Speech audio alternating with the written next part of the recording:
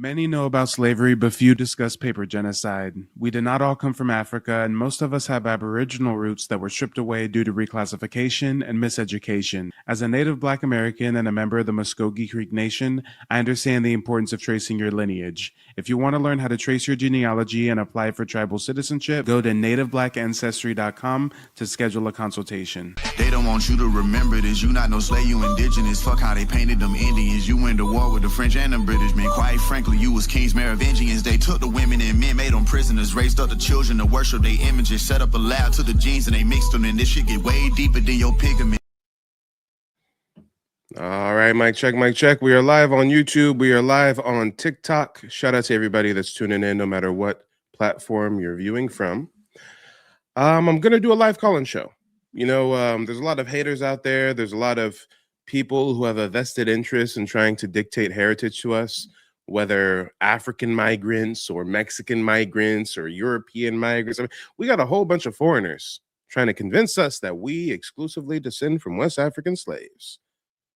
These folks don't even know our mother's name, but they're going to tell us who our great-great-great-great-great-great-great-grandparents are, right, guys? I mean, the unmitigated gall.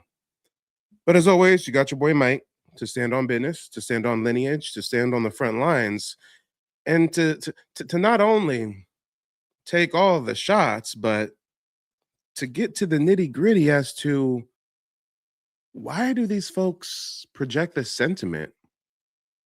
Why are they hell-bent on trying to convince us to identify with Africa?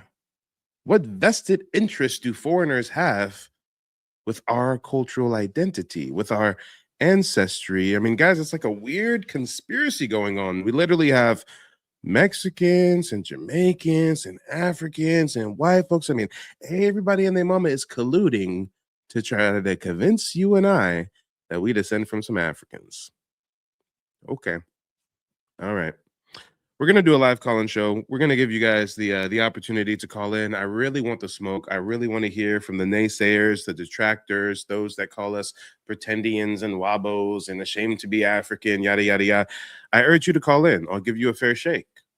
You can state your point of view. The only thing I ask of you is if you can cite a source to support it. We can have a civil discussion. But guys, this is not just a smoke show. If there's anyone who just has general questions about genealogy, tribal citizenship, the list goes on and on, I'm your resident expert. You can go ahead and call in, ask me whatever questions you have. If you're not familiar with me and my work, my name's Mike. I'm a full-time genealogist, digital archivist, the founder of nativeblackancestry.com, where I teach you guys how to get in touch with your ancestral roots. I'm a member of the Muskogee Creek Nation, descendant of chiefs of the tribe. And we are going to have a very, very interesting discussion today. Shout out to Adisha over on TikTok. Adisha says, I watch your videos on YouTube every day learning. Well, hey, I appreciate you tuning in on YouTube and TikTok. We got Tyrone in the building. Matter of fact, Tyrone's trying to call in. Let's drop the call-in number real quick so folks know how they can call in. Then we'll bring up Tyrone as our first live caller. Give me just a moment to get this phone line dropped. If you're watching on TikTok, you can join by requesting to join through TikTok, like Tyrone's doing right now, or you can call the number that is now above my head. And for the folks watching on YouTube, the number above my head is backwards for you guys, so let me fix that real quick. There we go. If anybody wants to call in via phone, the number is 405-351-4721. A lot of folks who support me and my work, they watch these broadcasts on a replay, and they'll call the number like at random times of the day and leave me a message and stuff. And hey, if you need assistance and want to tap in with me, leave a message, and you never know, I might just give you a call back. I had this elder, I think he said he was 60 or 70 years old. He was watching a replay, but he thought it was live. So he called the number. He left a voicemail. He was like, Mike, I'm searching my heritage, my lineage, da-da-da-da. I saw the transcription. I said, you know what? I'm walking my son to school real quick, but I got time. Let me go ahead and call the brother real quick. And unbeknownst to me, I made his day. And we had a great conversation. He was also a veteran. Great conversation. And guys, I know sometimes you can have this parasocial relationship with figures you see on the TV, because I know a lot of you guys watch me on the TV, but I'm a normal guy. I'm rather accessible. I mean, you can even go to my website, nativebblackancestry.com, and access my calendar and book a one-on-one session with me where I teach you the 3-step process that me and my family used to trace our heritage and get tribal citizenship with the Muskogee Creek Nation back in 2021. But without further ado, we've got the phone line dropped. And actually, hold on. The phone line has not opened yet. I dropped the number, but the line's not open. Okay, now the phone lines are open. If anybody wants to call the number above my head. Let's start with Tyrone. Tyrone's coming in through TikTok. Let's see what Tyrone has for us. Luna, nice to see you. Kim, nice to see you. Willie says, that was easy for us. Say that when native doesn't lead back to any indigenous. Yeah, Willie, if you can try to type your comment again with just correct punctuation, maybe I can understand what you're saying. Let me see. Tyrone. Where's Tyrone? Who cloned Tyrone? Where's he at? Tyrone, let the people know where you're calling in from and what's on your mind. What's going on, Mike? My name is Tyrone Leung. I'm from Gastonia, Charlotte, North Carolina. And what's happening, family? What's crack-a-lacking? Hey, I'm just gearing up to do another live call-in show. See if anybody wants to call in and debate or ask any general questions. Well, I know a debater that wants to smoke. No. Don't even name drop these ignorant ass ninjas, okay? Hey, if somebody wants to debate me, they can call the number above my head, or they can request to join on TikTok.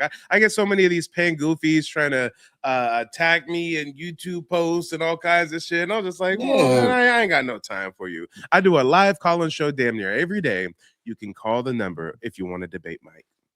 And they scared of you, bro. Like, I have to go over there and beat them up several times. Like, it's weird how they keep tagging people obsessed. Damn, like, they don't even want to learn. They just want to try and dox people and try to undermine people just because we're working on getting Black Americans actual practical solutions to reparations or whatever, restitution, repatriation, and stuff like that. Mm-hmm. And to stay on the topic of like the government says that we're indigenous, we have documentation. Like, for example, people that are descendants of tribes deemed extinct on paper, or people that's from state recognized tribe that's not even connected to like the 5 tribes. It gets real tricky because they don't have any DNA reference panel for those that's into that DNA stuff. None of the Southeastern woodlands take the test. Well, hold on. Correct me if I'm wrong. They don't have any conclusive DNA samples from indigenous tribes across the Americas. The only sample that DNA geneticists have ever taken when it comes to Native American DNA is these Plains natives, which we already know are the first immigrants down through the Bering Strait. So they specifically cherry pick some Asian immigrants' DNA to use as the baseline, and they've done no conclusive testing on the Southeastern tribes, the Eastern Woodland tribes, the tribes of the Caribbean, Central America, South America. They cherry pick them pretendians, them $5 Asian Mongols. Mm-hmm. And hold on, I got somebody trying to sit tight, drop you down and bring you back. Call from Will. Hey, caller, let us know where you're calling in from and what's on your mind. Trucking, calling from Charlotte, North Carolina. Okay, well, you must be on that blue parrot or something because I don't hear no background noise. No, not at all, not at all. What's up, Mike? Hey, staying busy. Right. I was the one who's trying to text you. You know, I try to do a little short version of it because I'm trucking. Mm-hmm. But yeah, I've been listening to you for a good short while. I've enjoyed your show.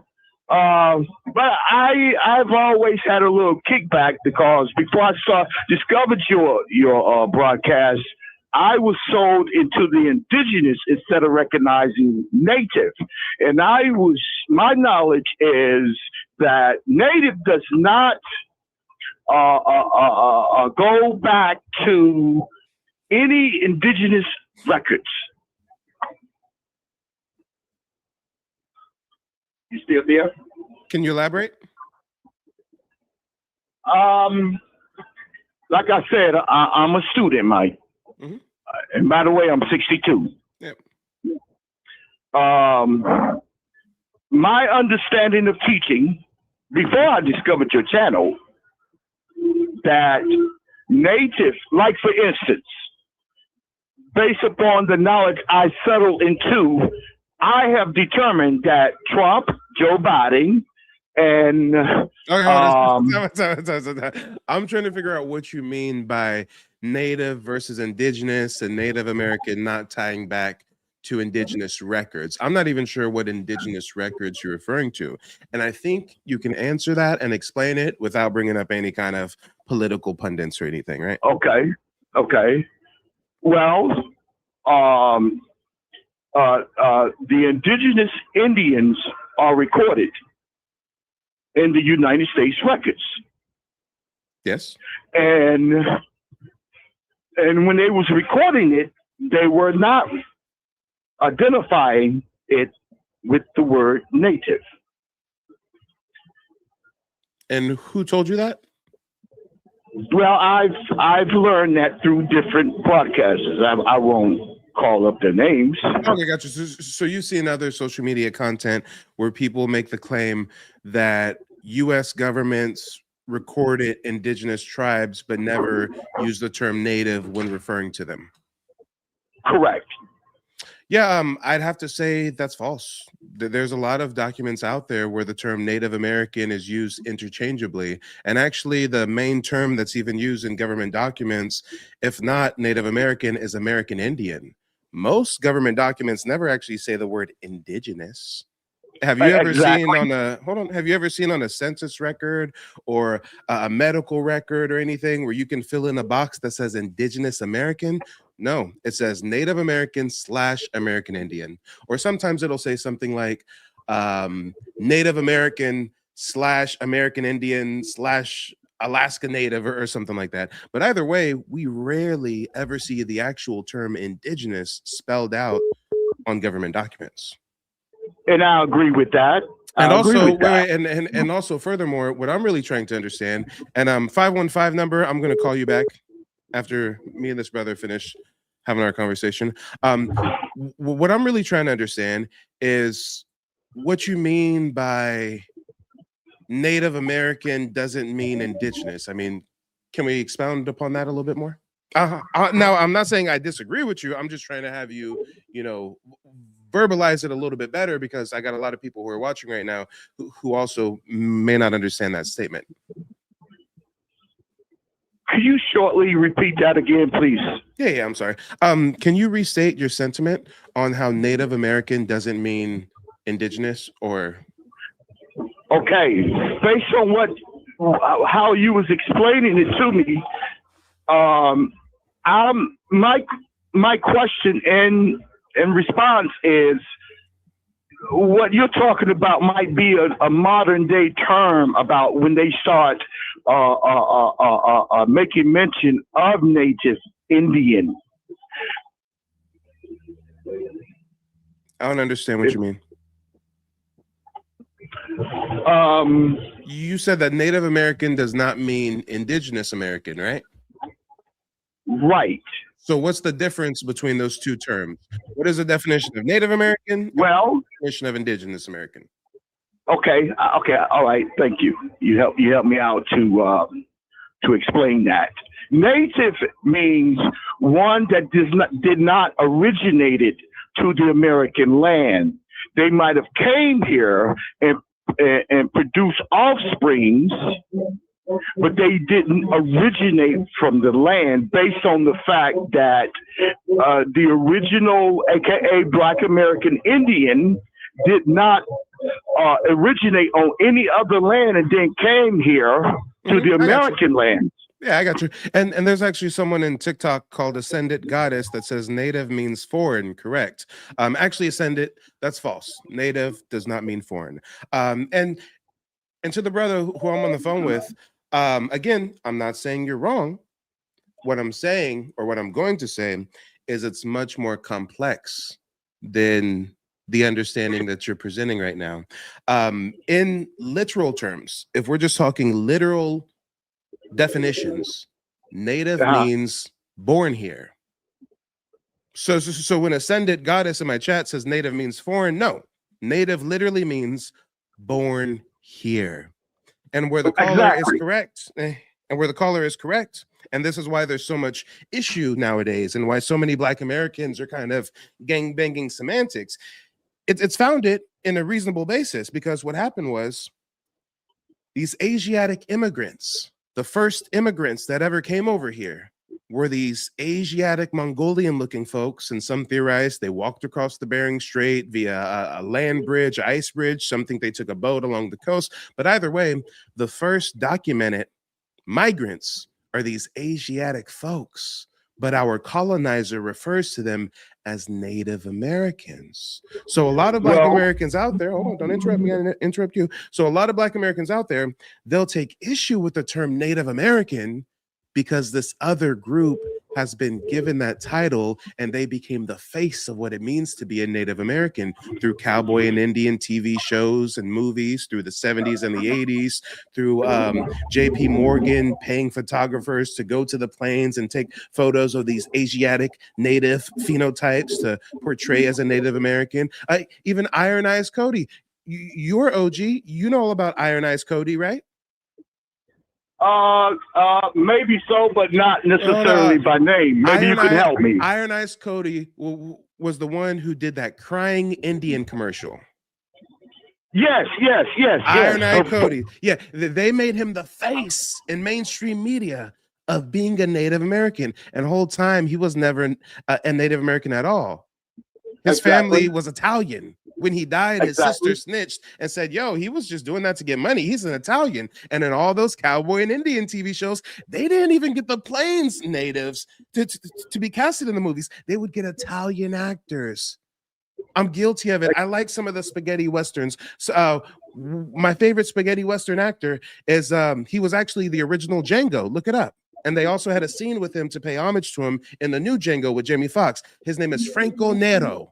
Franco Nero was in all these cowboy and Indian shows. He's in a good movie I love called Keoma, where he's supposed to be a half-breed Indian, half white, half Indian. Whole time he's an Italian actor. So I understand why a lot of people in our community take pause and are vehemently against the Native American label, because it's been twisted, flipped, chopped, and screwed and given to some immigrants. Not only that, but you had some straight up European migrants who formed something called the Know Nothing Party, where they started calling themselves Native Americans because they were Europeans that were natively born in America, and they were trying to bang against the recent Irish immigrants and the recent immigrants from Europe. So the term Native American is very controversial. I get that, but we also have to realize the term Native American is also used colloquially alongside terms like American Indian. So it's not that Native American is the right term and American Indian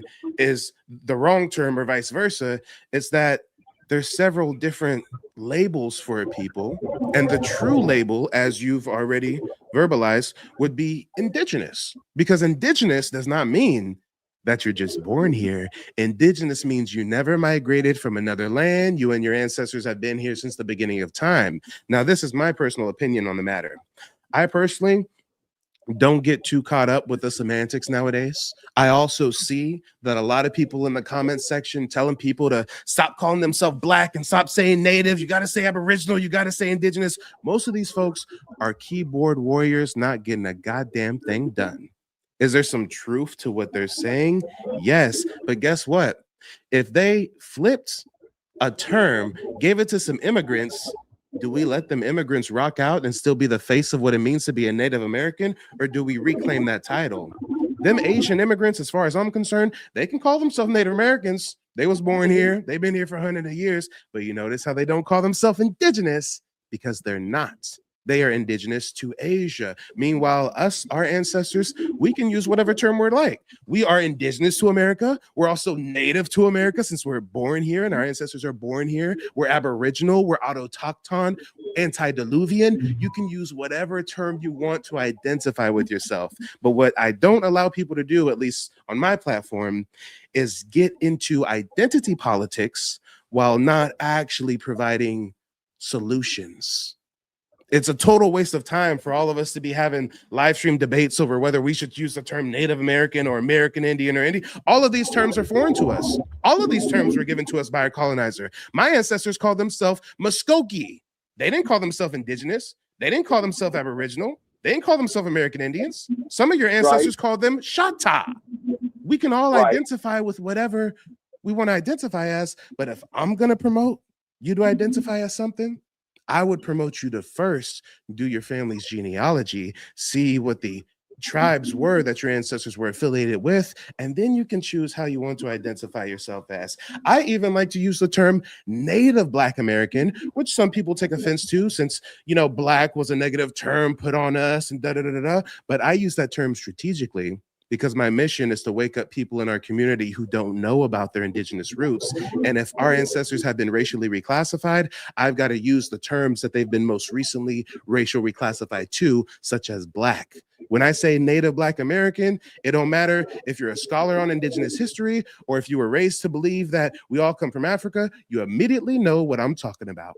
You immediately can digest the information that I'm about to give you. But if we went to someone who's 18 years old, who just got out of high school, and they teaching them we all come from West African slaves, and now we hit them with we're the real Aboriginal, indigenous, autochthon tribes of America, that's going to be too much to comprehend. So I like to meet people where they're at, and then we can work backwards as it refers to getting rid of some of these racial designations. But I got some more callers backstage. Go ahead and provide us with some closing remarks. You talking to me, Mike? Yep. Yeah, I definitely would love to see a round table to get some of the other broadcasters straight on who we are and what direction we're really going in.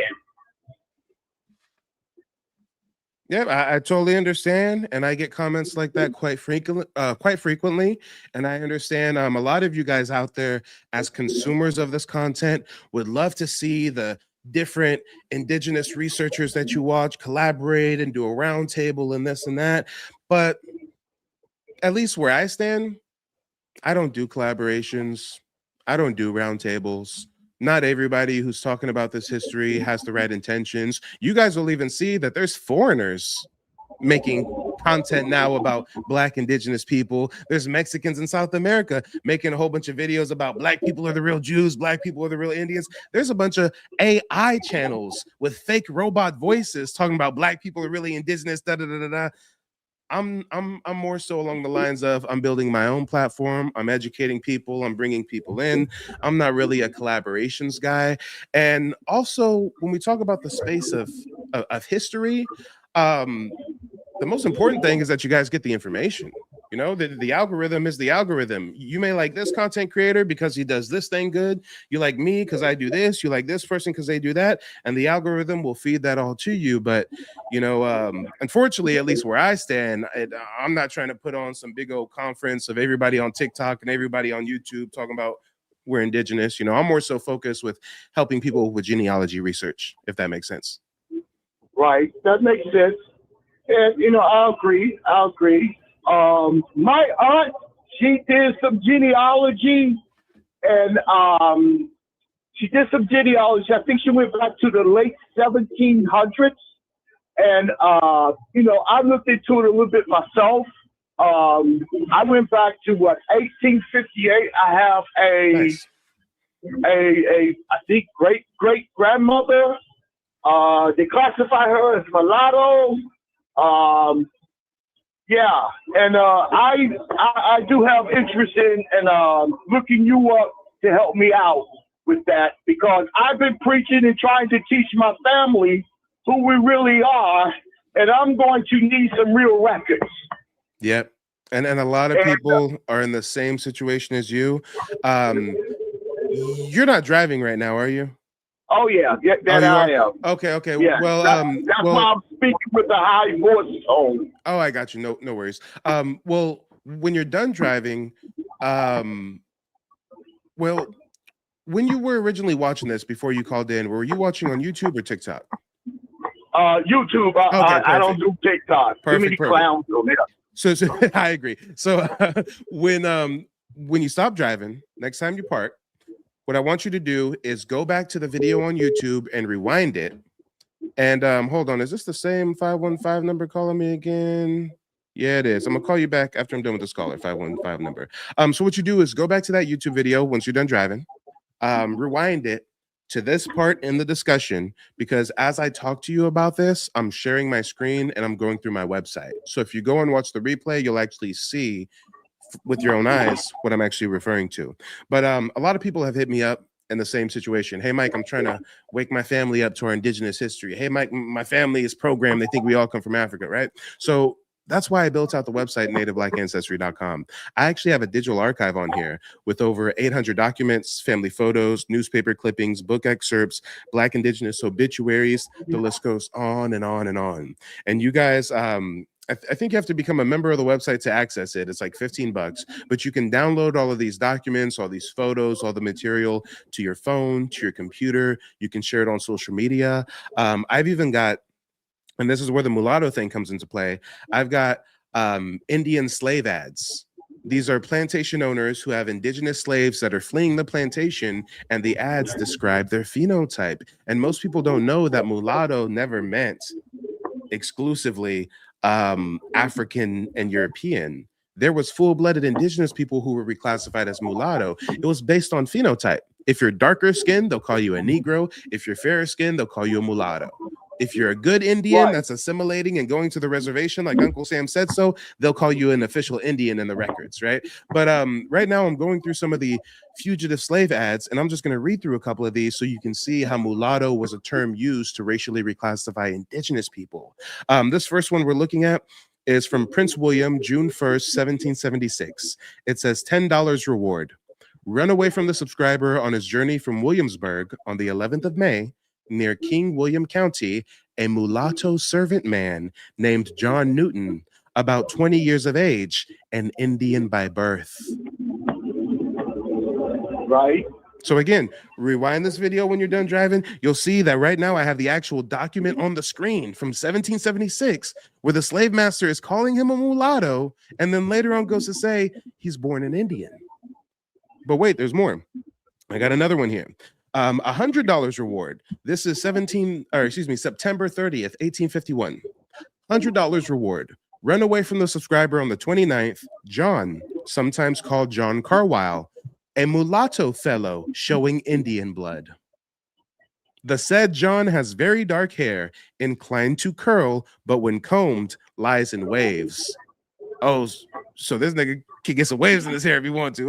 He got that good hair, right? I mean, this is evidence that we've got Indians reclassified as mulatto. Here's another one I like to show people. This one is October 24th, 1800. $10 reward. Run away from the subscriber on the 15th. A Negro girl named Nellie, 16 years of age, flat built, rather short, yellow complexion, long Indian hair. Now, time out. Right. If we're supposed to believe that all plantation slaves came from Africa, have you ever seen an African that's yellow complexion with long Indian hair? No. But they're calling her a Negro girl.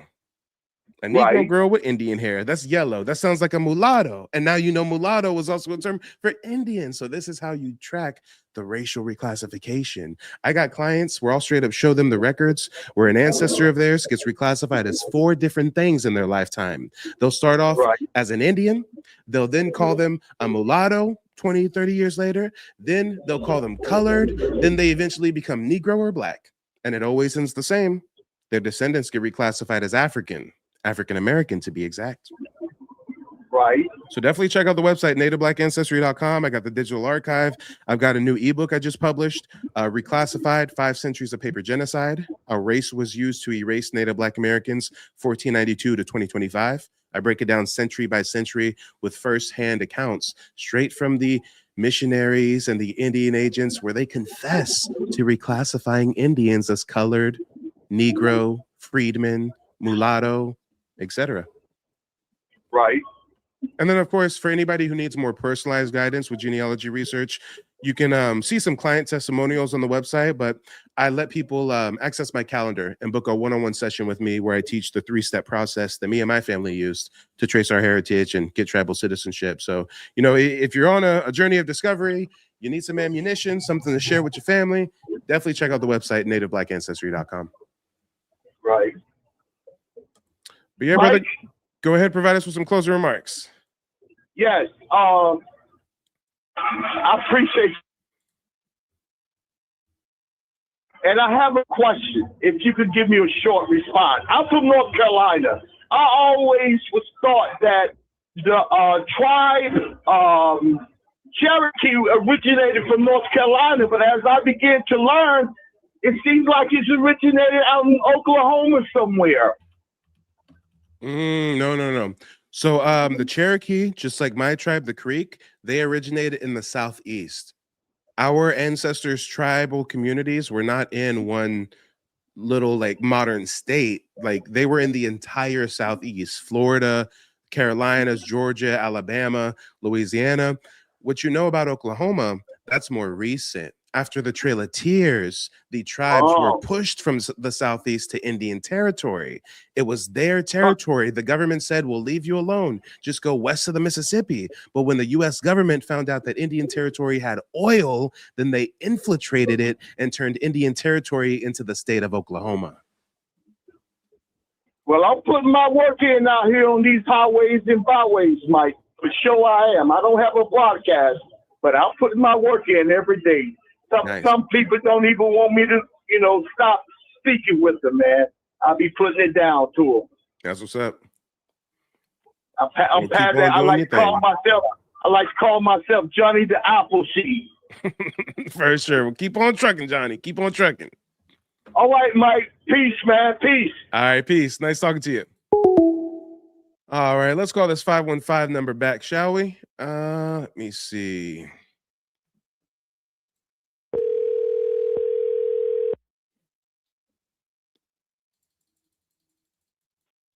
Hello. All right, caller, you're live. Let us know where you're calling in from and what's on your mind. Calling in from Des Moines, Iowa. How you doing, Mike? Doing well. And did you say Iowa or? I said Iowa. Iowa. Oh, okay, cool. Iowa. Des Moines. Well, let us know what's on your mind. Well, I've spoken with you before, and I have actually 2 questions and a statement. One of them is, and I know you'll straighten me out on this because this is what you do and you do it great. So this is what I need help on. As far as the people that I consider, I call them Mongoloid Indians, which I think you may refer to them as the Asians or the Plains Indians. If we are connecting, when you say trace back to tribal, get your tribal membership, if they are not indigenous, should we not be saying that this is who we are and deal with us as a tribe? What benefit do we have connecting to a tribe that is ran by Mongoloid or the not indigenous people? And if we do that, will we not be locked into treaties that they've signed, whether good or bad? Or should we just say, well, hey, we are this and we're sovereign nation of our own? Is there a need to connect with some of these tribal memberships that are Mongoloid Indians? Help me with this, Mike. Yeah, excellent question. Excellent question. So first and foremost, some might think this is a little petty, but I'm prudent. It's not tribal membership, it's tribal citizenship. And actually, I never really promote anyone to get tribal citizenship. I promote people to do their genealogy. And if they do want to learn more about the tribal citizenship process, I make myself available as a resource. But when we talk about these Mongolian Indians or these Plains Indians, that would be like the Navajo, the Comanche, the Apache, right? I'm not telling anybody to go sign up and try to be a Navajo citizen. I'm not telling anybody to go and try to get membership with the Apache Nation. I'm telling people you should do your genealogy, and there would be benefits out there if you do have a valid citizenship claim. you can be a part of the tribe of your ancestors. Now, most of us come from the Southeast, the East Coast. So these tribes that our ancestors would have maybe been affiliated with are not these Plains Indian tribes. It would be like the Creek, the Choctaw, the Chickasaw, the Yamasee, the Catawba, the Natchez, the Wampanoag, the Nantucket, the Narragansett, the Catawba. I mean, these are the tribes on the East Coast, the Southeast, where our ancestors are from. These are totally different communities, totally separate reservations and everything from those Asiatic Plains natives that are over there in New Mexico and Colorado and Arizona, etc. And the only reason why some of us have more recent ancestry that's closer to those Plains folks, more specifically, I'm talking about Oklahoma, is because our ancestors were pushed there after walking the Trail of Tears. Otherwise, they would still have been in Florida, Georgia, Louisiana, Alabama, Carolinas, right? Now, Mike, Now, let me ask also, you this. hold on real quick before I follow up. Also, to finish answering your question, we're not really like locked into treaties that our ancestors signed by becoming citizens of these nations, no more than we're locked into treaties as American citizens due to, things that our government has previously signed in the past. In actuality, there's a lot of confusion about tribal citizenship, which is why, again, I make myself available as a resource. Some people even ask me like, hey, Mike, if I get tribal citizenship, like, do I get to drive with no driver's license? And like, am I not a US citizen anymore? And, it's not that way at all. I mean, it's like having dual citizenship. I'm a member of the federally recognized Muskogee Creek Nation. That means I am a citizen of a quote unquote sovereign nation. But guess what? I'm still a United States citizen. I still have to follow US laws. And sure, I get perks. Sure, I get benefits. Sure, these tribes get a lot of federal funding, right? But it's not a situation where you have to be a US citizen or a tribal citizen.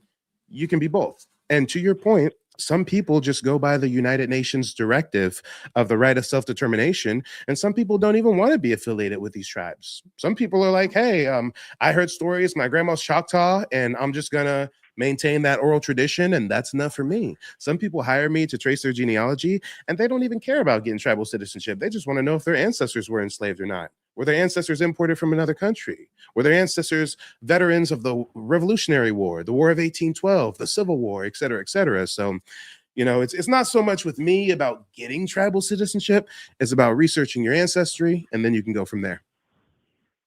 Okay, and for the how do I want to say the East Coast tribes, did they have treaties signed with the government? Almost all tribes that are recognized by the government have a treaty. Yeah. Yeah.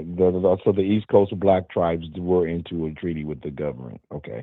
I mean, hey, hold on. It's like if your land is being colonized and occupied and invaded for 400 years, your people taken as slaves, sent to the Caribbean, some of you guys assimilate, learn English, get baptized, get missionized. I mean, eventually during the process of colonization, there's going to be some kind of treaty. There's going to be some kind of recognition if your tribe's able to get that. There's other indigenous communities who fled into the Everglades, fled into the swamps, fought the US government, never gave in, kept rebelling.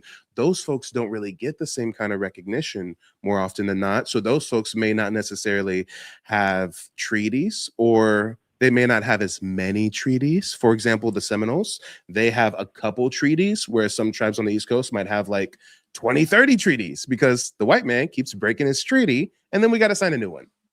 Right. Well, on my way out, whether you like it or not, brother, I'm going to give you a plug and make a statement. The plug is I've spoken with Mike on the phone, me and my wife, and we've started to get something going.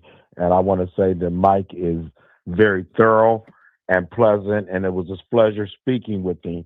And my closing statement is that I found it humorous on one of the podcasts when they had Santos Bonacci on there, and he said that the blacks of America were indigenous, and the price on the guy's face was priceless, because the dude that was running the podcast sure the hell didn't want to say that. But if anybody knows anything about Santos Bonacci, he's really big in the conscious community, and a lot of whites have respect for him. So when he said that the blacks are indigenous, that just threw that guy off, and the look on his face was priceless.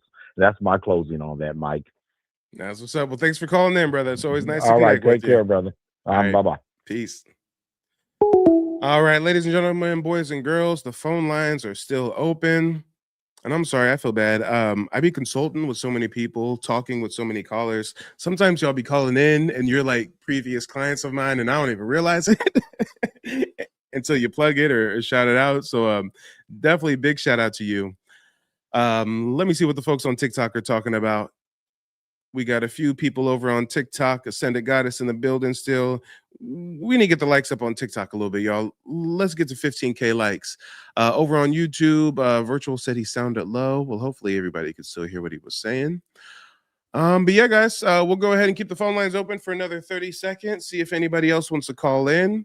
Otherwise, I may segue to a previous interaction that I had with a live caller. And yeah, it was quite contentious, to say the least. It was very controversial, to say the least. Shout out to Luna over on TikTok. Always nice to see you, Luna. Let me see. Which one do I want to share with you guys? Do we want to start with the Africans? Do we want to start with the Plains Indians? Shout out to Amanda. Appreciate the heart.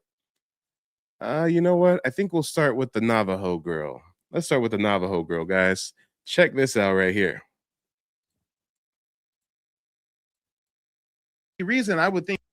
The only reason I would think you would have an issue with something like this is if a black person is claiming Navajo heritage, and for some reason you have evidence that they don't really share this Navajo heritage. But if somebody's claiming to be Yamasee or Muskogee Creek or a Chickasaw or a Yuchi or Narragansett or Wampanoag or Algonquin or an Iroquois or a Cherokee, I mean, why does that affect you, Navajo girl?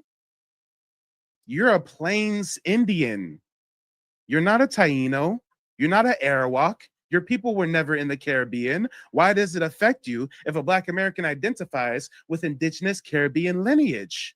You're a Navajo girl. You're a Plains native. Your people roamed with the buffalo living hand in mouth, scalping folks and stuff. I know your history. Why does it affect you if a Black American is identifying with a tribe of South America or Central America? Guys, she's a Plains native. Time out. She's a Plains native. Your ancestors were in the most desolate part of the United States. You were in the Plains, Nevada desert, Arizona desert, New Mexico, Utah. Why does it impact you if a Black American identifies with heritage from the Southeast when your people were never in the Southeast? Your people never built a pyramid. Your people never built earthen mound structures. Your people are not responsible for the Mississippian mound builder culture. Your people are not responsible for Cahokia mounds, Moundville, Etowah mounds. My tribe are. My people are. So why do you have issue with people claiming an indigenous group that has nothing to do with you, who are not your people, who you share nothing in common with? Now, what I really like to understand, because we got so many people waiting backstage, is again, you started off by saying you take issue with African Americans saying they're not African, but then you admit it yourself, you don't know our ancestry, you don't know our ancestors. So you have to tell us, what vested interest do you have in what Black Americans identify with? How does that affect you? It doesn't. The only thing is that I've been seeing it. I never approached any. Ma'am, it does affect you. If it did not affect you, you would not be calling into my broadcast. You would not be up here for 30 plus minutes trying to debate me on African Americans' ancestors. It clearly affects you. We just want to know how. There's some way it affects you. We just don't know how yet. So let us know, how is the identity of Black Americans, how is that having an impact on you, Navajo woman? Native American is a bloodline, okay? Absolutely. And indigenous people like us take it, it's something sacred for us. You Absolutely. know?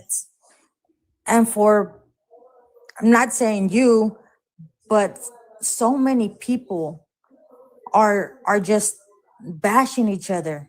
Oh, well, you're Black. No, you're African American. No, I'm not African American. I'm indigenous. You know, it's. And the question is, how does it affect you? Imagine this. Imagine I see on TikTok that there's a bunch of debates happening where Ukrainians are debating with Russians over whether Ukraine is a part of Mother Russia or whether Ukraine has delineated from Mother Russia. I wouldn't insert myself in that conversation because I have no dog in the fight. Those aren't my people. It doesn't impact me. I care not at all. But you see Black Americans online identifying with their indigeneity, and somehow this impacts you to the point where you want to call in and join in on the conversation. And you literally voiced a grievance. You said you take issue with Black Americans saying they're not from Africa.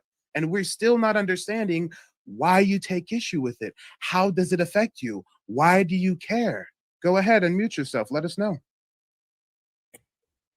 I don't really care. It's just Ma'am, don't lie to me. Let's make a deal right now. Let's make a pact between us. We're strangers, but we can make a pact, okay? We're two Indians. We're not going to break the treaty amongst ourselves, okay? I won't lie to you, and you don't lie to me. Clearly, it affects you some way. I have a sneaking suspicion on how it affects you, but you have to be the one to say it. Don't be shy. Don't be timid. What impact do Black Americans saying they're not from Africa, what impact does that have on you? Go ahead and mute yourself. Let us know.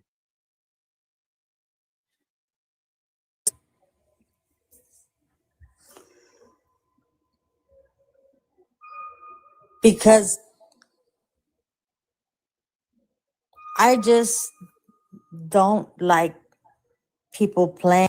You just don't like Black people identifying as indigenous. We know. And that's cool. We're not going to bash you for that. We just want to know why.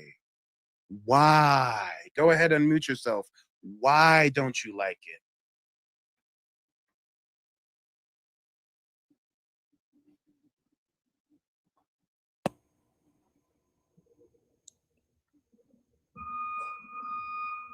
I really don't. It's not that I don't like it. You do. You already admitted that you don't like Black Americans saying they're not from Africa. And when I asked you why, you said because our ancestors are from Africa. So you've already admitted that. It's on record. You can't backpedal on that. We just want to know why you care, why it affects you. Just let us know. I got 5 more people backstage we got to get to. Just hold on, y'all. Time out. Time out. I apologize. I grabbed the wrong clip. This is an abbreviated clipped segment from our entire interaction. And I don't think it's right for me to play you a little clip without giving you the full context. I think it's very, very important for you guys to have the full context on what was previously stated, actually hear her out of her own mouth say she doesn't like when Black Americans say they're indigenous, yada, yada, yada. Guys, I ain't gonna what a little 14-minute. No. Hold up, y'all. I'm gonna get y'all the whole thing from A to Z. I got you.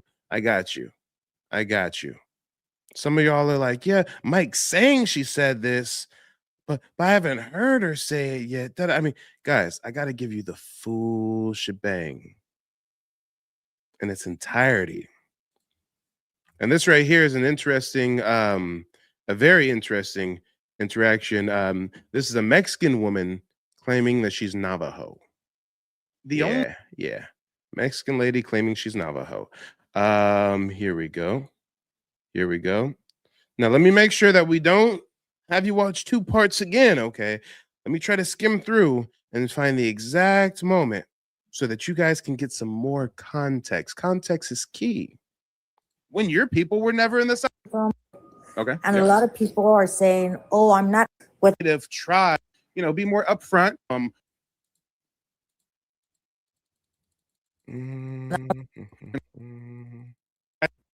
This own language. Hold on, y'all. Hold up. You know what I really want to do? I'm gonna get y'all the unedited version. I'm gonna get y'all just the whole conversation unedited. We ain't gonna play no games with this, okay? We ain't gonna play no games. Y'all need to see what was said, how it was said, when she said it. Hold on, let me see. Here we go. It's in the debate folder. Let me find this real quick.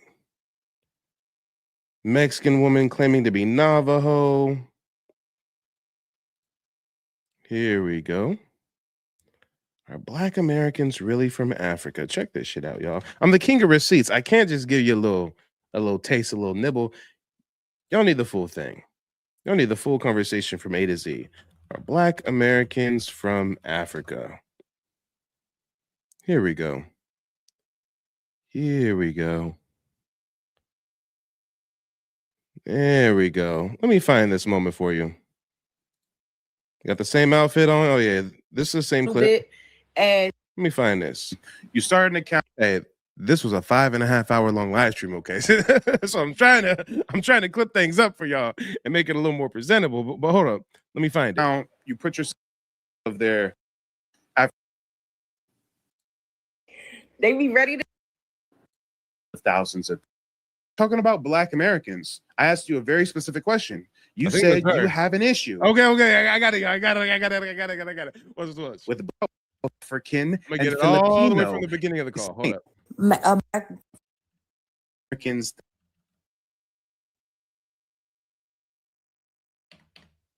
Hold on, y'all. I got you. There are people. Here we go. Right? Like what tribes? America. Oh, we're so close. I'm so excited, y'all. The people. I'm so excited. This was a crazy conversation. Y'all over on YouTube said that I read her rights. Hey, she has the right to remain silent. She can plead the fifth if she wants to. Originally be from Navajo. And hold on, we almost there. Let's get to the beginning of this convo. We had an understanding that there was a great serpent. This water between the master is to light, which is the word. Yep. Where are you calling in from, LC? I am calling them. Here we go. I got it. Look at the work that I do for you, okay? Look at how long it took.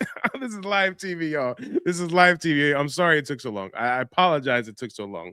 Watch the whole conversation from start to finish, and you'll see how this chick came out strong.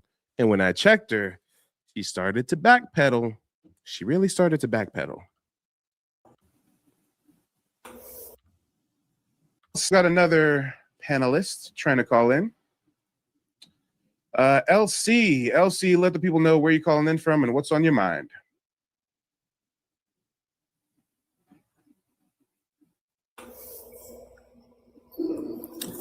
Hello? Yep, where are you calling in from, LC? I am calling them from California. By way of? Come again? Where are you people from originally? Originally? Yes. We're Navajos. Okay, and do you have a question or do you have something on your mind? Yeah, the only thing I've seen a lot of people. Real quick, time out. When you say that you guys are Navajos, were Navajos originally in California? No. So when I say where are your people originally from, what state or what territory would they originally be from? Well, Arizona is where I'm at, where I'm from. Okay, I got you. Go ahead, you have the floor.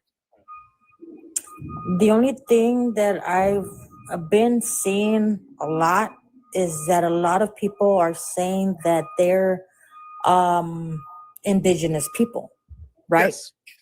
Indigenous of color. See, and then they're saying that they're not African Americans. The only indigenous people that were around Native Americans were African American heritage. Wait, I'm confused. You said the only Native American peoples are African American heritage? What? There's a lot of people saying, I've been seeing a lot of lives, right? Okay. And a lot of people are saying, oh, I'm not African American. My heritage is, I'm indigenous. Okay. They're saying, and right? Do you see a problem with that? I don't see a problem with that. The only difference is the African American heritage are the ones that were with the Native Americans, where it was more of free the people of color. in areas like that. I don't understand what you mean by that. Can you try to explain that a little more simply? You have a lot of, how can I say it? You don't have to worry about watching your tongue or anything. Just be very frank. Certain Native American tribes had a close relationship with African Americans, right? Like which tribes?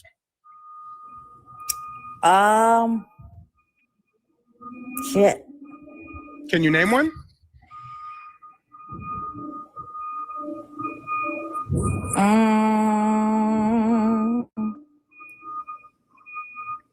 Not off the back of my head. Okay, hold on, time out. And you got a lot of background noise. I don't know if you're at work or something. Sounds like a construction zone. But you're basically saying you see a lot of people that you would identify as African Americans, and they're online and they're on. Hold on, I'm gonna keep you on mute. You have background noise. When I'm talking, I'm gonna mute you. I'll let you know when to unmute yourself. So you're basically saying there are people that you would visibly classify as African American, and you see them online, you see them on live streams. They're saying they're Native American. And your claim is that, well, Native tribes took in or had some kind of relationship with African Americans. But when I ask you what tribe you're referring to, you can't name a single tribe. So we don't have to stay on that part any longer, but just let us know, what are you trying to get to? Or you said that you don't take issue with African Americans proclaiming their indigenous heritage, but I think you really do. So if you can just be honest and forthright and just, don't think you have to watch your tongue or don't be worried that you're going to say the wrong thing. Like I don't care if you think we're Wabos or Pretendians or whatever your opinion is, just, be more upfront and say it with your chest. You can go ahead and unmute yourself. No, I don't have a problem with it. What I have a problem with is that a lot of people of color say they're not African Americans. Okay. So you don't have a problem with African Americans claiming indigenous, but you have a problem with African Americans delineating from Africa. I got it. So I have to ask you something. LC, why does it affect you? What vested interest do you have in what Black Americans identify with? Go ahead, unmute yourself. Let us know. For the simple fact that Mexicans come of indigenous as well, right? No, Mexicans come from Spanish conquistadors from Europe, more specifically Spain. Mexico. That's why they speak Spanish. No. That's why they speak Spanish. Mexico was colonized by the Spanish Europeans. The average Mexican is not indigenous. They're a mutt. They're a mixture of Spanish European, African, and Filipino. And some of them have some indigenous heritage as well, but most of them has been either bleached out or breeded out through colonial policies such as Major La Raza or the Blanqueamiento. But I don't think you know about those things. But go ahead. Don't start talking about Mexicans now. We're talking about Black Americans. I asked you a very specific question. You said you have an issue with Black Americans saying they're not from Africa. Why are you affected by that? Why do you care? What is your issue with Black Americans saying they're not from Africa? Go ahead, unmute yourself. Because your ancestors are African American. Perfect. Thank you. So you have issue with Black Americans claiming that we're not from Africa because you're saying that our ancestors are African Americans. Well, ma'am, I have to ask you, how do you know who our ancestors are? Go ahead, unmute yourself. Let us know. I don't know who your ancestors are. Okay. So if you don't know who our ancestors are, why did you just make the claim that our ancestors are African American? Go ahead, unmute yourself.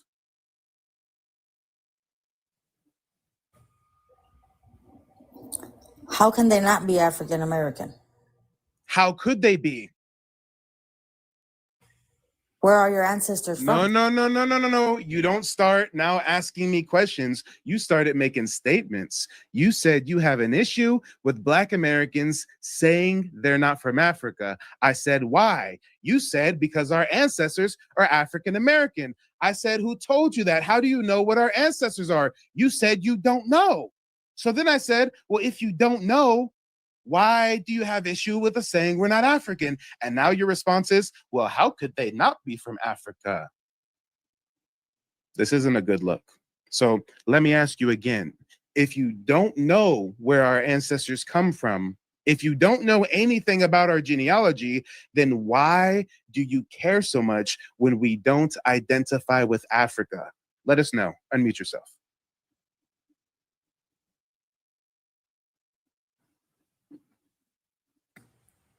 It doesn't bother me. The only thing is that why so much people, now that all of this is going on, want to Now that consider what's them going on? indigenous. Now that what's going on? All this Black, white, Mexican, all this stuff that's going on in this world. Ma'am, you have to be more specific. You said now that all this stuff is going on, Black people want to claim indigenous. We're wondering, what do you mean by all this stuff going on? You then say this Black stuff, this white stuff, this Mexican stuff. I don't know what stuff you're referring to. So what do you think is currently going on that has all these Black people claiming to be indigenous? Go ahead, unmute yourself.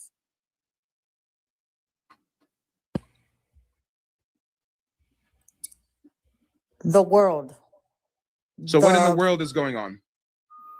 Ever since Trump got in office, everybody wants to be debating and saying things that, you know. Okay, perfect. So you think that because Donald Trump is in office, that's why Black Americans are online claiming their indigenous roots. Is that what you're saying?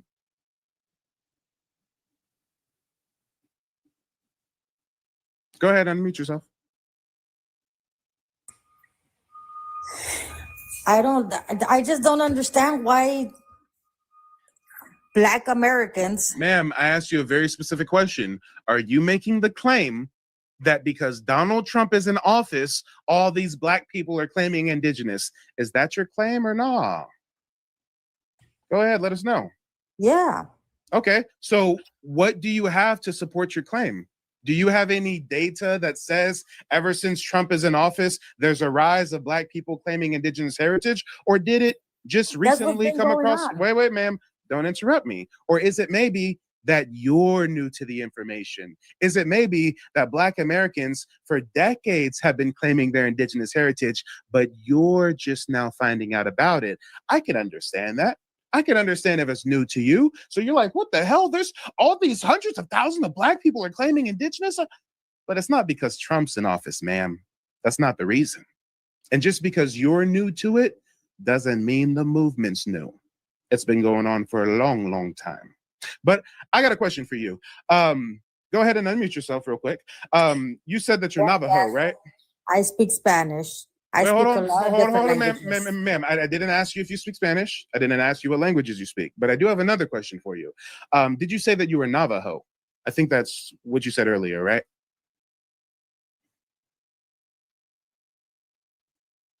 Go ahead, unmute yourself. Did you say earlier that you're Navajo? I said, look me up if you want. I don't need to look you up. I'm just asking you to reiterate what you said earlier. Did you say your tribe was Navajo? Correct. Okay, so you're a member of the Navajo Nation? Yes, sir. How long have you been a citizen? My whole life. And you were born and raised on the reservation? Correct. And at what age did you move off the res? I've been here in California about 4 or 5 years. Okay, so 4 or 5 years off the res. And how did you pick up Spanish? It's not an unknown language. Ma'am, I never said Spanish is an unknown language. I said, how did you pick up Spanish? I just want to know. Working. So you were working at a job that required you to learn Spanish, so you picked it up? Bilingual. It actually helps you with better jobs being bilingual. I know that. That's not see. The issue is you keep volunteering information we didn't ask. So it sounds like you're saying you learned Spanish on the job. I got it. And ma'am, I assume that you're calling into my show, voicing your grievance about African Americans identifying as indigenous because you must think that I'm a part of this issue that you have, right? So I've got to ask you, are you putting me in that group when you talk about African Americans claiming to be indigenous? Yes or no? No. Oh, so there's other African Americans claiming to be indigenous, but you don't see me as an African American. Correct. And what do you see me as? Whatever you want to call yourself. Ma'am, that's not how this works. You're not running for office. You don't have to dance around questions. Come on, it's not that serious. When you look at me, Black. do you see? Okay, black. So that's synonymous with African American, right? Yeah. Okay, so when you look at me, since you're not on camera, I'm on camera. When you see me, when you look at my face, you see an African American person, right? No, I see like a red bone. You're mixed with something else.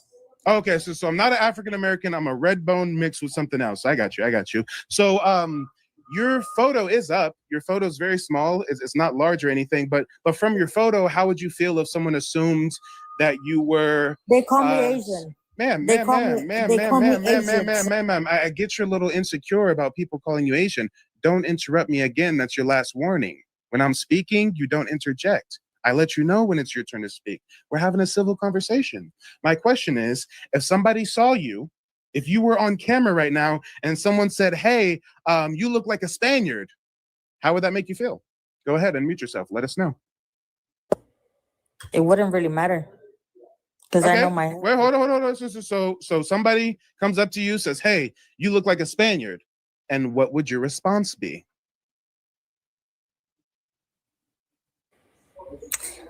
I'm not. Okay. You would just say, I'm not? You wouldn't let them know what you actually are? Well, if they don't ask what my, how do you say it? If they wouldn't ask what my nationality is, then why should I provide it?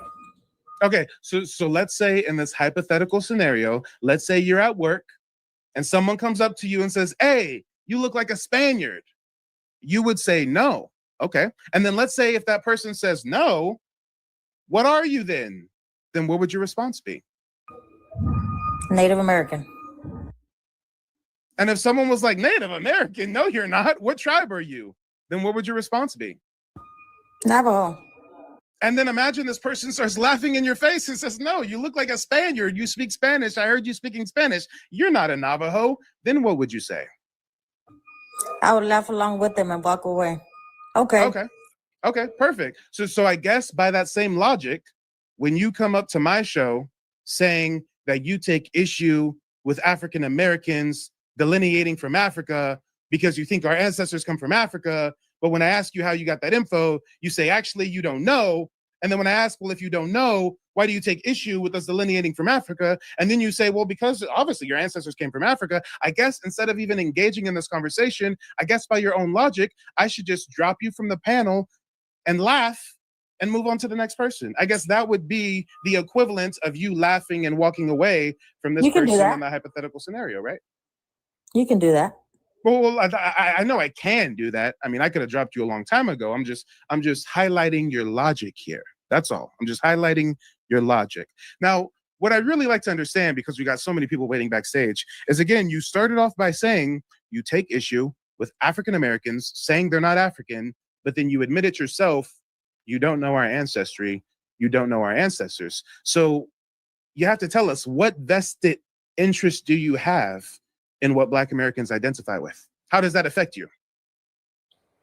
It doesn't. The only thing is that I've been seeing it. I never approached any. Ma'am, it does affect you. If it did not affect you, you would not be calling into my broadcast. You would not be up here for 30 plus minutes trying to debate me on African Americans' ancestors. It clearly affects you. We just want to know how. There's some way it affects you. We just don't know how yet. So let us know, how is the identity of Black Americans, how is that having an impact on you, Navajo woman? Native American is a bloodline, okay? Absolutely. And indigenous people like us take it, it's something sacred for us, you know. Absolutely. And for, I'm not saying you, but so many people are just bashing each other.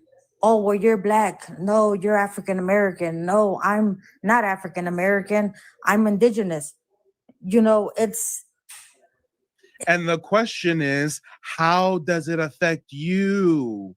Imagine this. Imagine I see on TikTok that there's a bunch of debates happening where Ukrainians are debating with Russians over whether Ukraine is a part of Mother Russia or whether Ukraine has delineated from Mother Russia. I wouldn't insert myself in that conversation because I have no dog in the fight. Those aren't my people. It doesn't impact me. I care not at all. But you see Black Americans online identifying with their indigeneity, and somehow this impacts you to the point where you want to call in and join in on the conversation, and you literally voiced a grievance. You said you take issue with Black Americans saying they're not from Africa, and we're still not understanding why you take issue with it. How does it affect you? Why do you care? Go ahead and mute yourself. Let us know. I don't really care. It's Ma'am, don't lie to me. Let's make a deal right now. Let's make a pact between us. We're strangers, but we can make a pact, okay? We're two Indians.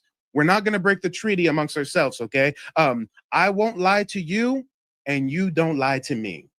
Clearly, it affects you some way. I have a sneaking suspicion on how it affects you, but you have to be the one to say it. Don't be shy. Don't be timid. What impact do Black Americans saying they're not from Africa, what impact does that have on you? Go ahead and mute yourself. Let us know.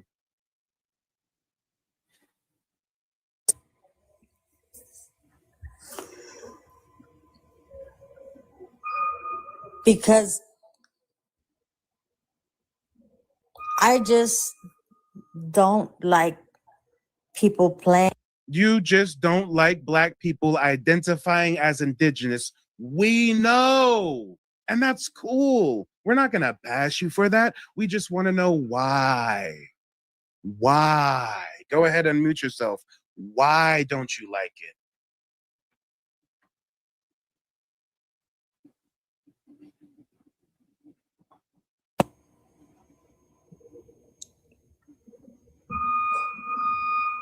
I really don't. It's not that I don't like it. You do. You already admitted that you don't like Black Americans saying they're not from Africa. And when I asked you why, you said because our ancestors are from Africa. So you've already admitted that. It's on record. You can't backpedal on that. We just want to know why you care, why it affects you. Just let us know. I got 5 more people backstage we got to get to. Just let us know how it affects you. Indigenous is a bloodline. That's all. That's my thing. Okay. So we're getting somewhere. It's like pulling teeth, but we're getting somewhere, guys. If I ask you, how does it impact you? And you say it's because indigenous is a bloodline. Are you alluding to a theory that Black Americans don't have an indigenous bloodline? Is that what you're saying? Go ahead and unmute yourself. I'm sure they do because it's... If you're sure that we have an indigenous bloodline, then why do you have an issue with us saying that we're not from Africa? That makes no sense. Now we're going in circles. And the one thing I can't do up here is go in circles. So you got to start making sense or we got to get to the next person. How does it affect you? I just don't... I don't know. Okay. You don't know. It's just something in your spirit that rubs you the wrong way with Black Americans say they're not African and when they identify as indigenous. I got that. I got it. Well, here's a question for you. Here's a very specific question. Have you ever seen Black Americans online identifying as Navajo? Unmute yourself. Let us know. Oh, no, never. Oh, so what tribes have you heard Black Americans identifying with? That's the thing. They don't say tribes. The main... So you've never heard a Black American name a tribe? No. They just say they're okay. I got it. Well, even if they're not naming a tribe, they're not claiming your tribe. The only reason I would think you would have an issue with something like this is if a black person is claiming Navajo heritage, and for some reason you have evidence that they don't really share this Navajo heritage. But if somebody's claiming to be Yamasee or Muskogee Creek or a Chickasaw or a Yuchi or Narragansett or Wampanoag or Algonquin or a Iroquois or a Cherokee, I mean, why does that affect you, Navajo girl? You're a Plains Indian. You're not a Taino. You're not an Arawak. Your people were never in the Caribbean. Why does it affect you if a Black American identifies with indigenous Caribbean lineage? You're a Navajo girl. You're a Plains native. Your people roamed with the buffalo living hand in mouth, scalping folks and stuff. I know your history. Why does it affect you if a Black American is identifying with a tribe of South America or Central America? Guys, she's a Plains native. Time out. She's a Plains native. Your ancestors were in the most desolate part of the United States. You were in the Plains, Nevada desert, Arizona desert, New Mexico, Utah. Why does it impact you if a Black American identifies with heritage from the Southeast when your people were never in the Southeast? Your people never built a pyramid. Your people never built earthen mound structures. Your people are not responsible for the Mississippian mound builder culture. Your people are not responsible for Cahokia mounds, Moundville, Etowah mounds. My tribe are. My people are. So why do you have issue with people claiming an indigenous group that has nothing to do with you, who are not your people, who you share nothing in common with? Go ahead. Now you're saying that your people did it, but y'all didn't do it. Ma'am, yes, I am making the claim that my ancestors built truncated pyramids all across the Americas. Now, are you trying to challenge my claim? Go ahead and unmute yourself. Are you trying to challenge my claim? Because you can challenge it. I'm just trying to understand where you're coming from. Oh, look, now they want you to cook me. I don't know what you're talking about cooking you. I asked you a very specific question. You just said that my people didn't build it. So let's be more specific. Ma'am, do you know who my people are? I never said your people didn't build it. I said you're claiming that your people built it, but if I'm claiming my people built it and you're saying no, they didn't, ma'am. If I'm claiming my people built it and you're saying no, they didn't, then you're challenging my claim. You can't challenge me and then pussyfoot around challenging me. That's not how it works. Go ahead and challenge me. This is how it works, guys. I am making the claim my ancestors built earthen pyramids all across the Americas. Do you want to challenge that claim, yes or no? Look, listen. Ma'am, it's a yes or no. Now we're relegating you to a yes or a no. Either yes, you want to challenge it, so we'll stay here and we'll talk to you some more and we'll hear how you challenge it, or no, you don't want to challenge it and I'll just get on to the next guest. It's simple. Do you want to challenge it, yes or no? Nah. Okay, then you have yourself a great evening. See how this works, guys? They'll come with a bunch of pseudo rhetoric. I have an issue with you blacks claiming you're not from Africa. Why? Because your ancestors are from Africa. How do you know? Oh, well, I don't know. Well, what effect does it have on you, black people claiming to be indigenous? Oh, well, it doesn't have any effect on me.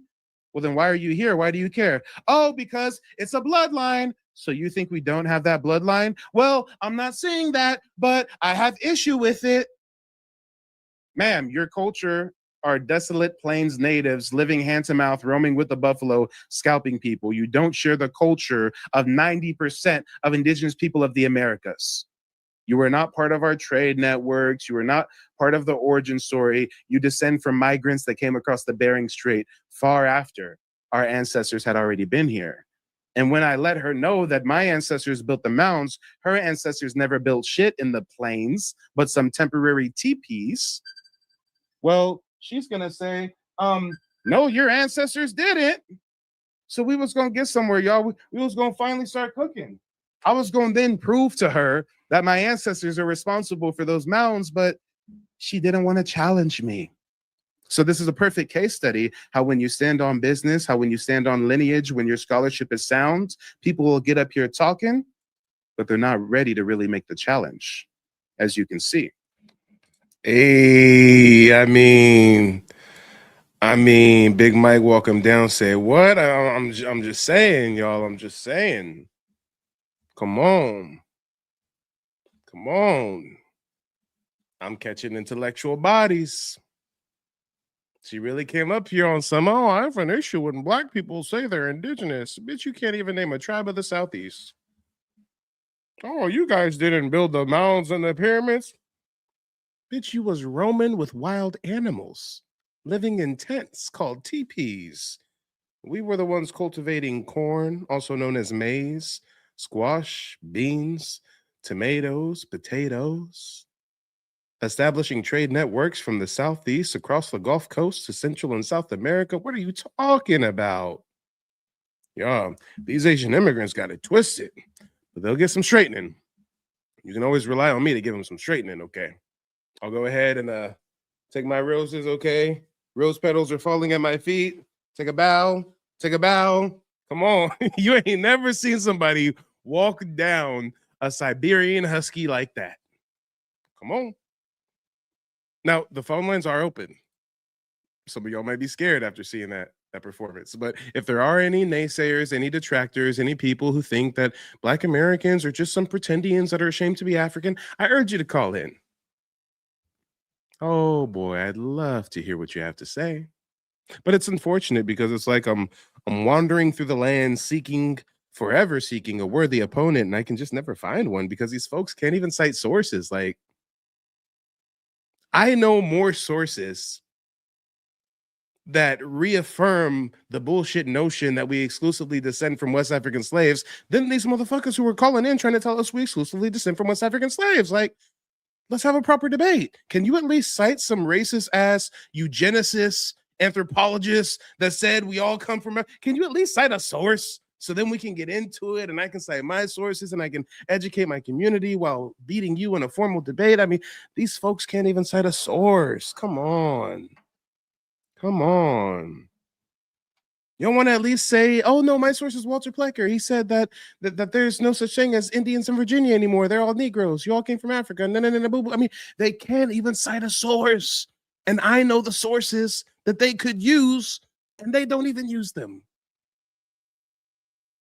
Guys, I'm gonna have to just play chess with myself. I'm gonna have to just do a move, run to the other side of the table, do another move. I mean, nobody wants to do it proper. Pan-Africans are the worst. Pan-Africans be hitting me with no, trust me, bro, Africa's the motherland. Bro, you don't feel it in your spirit? Like, Wakanda's forever, brother.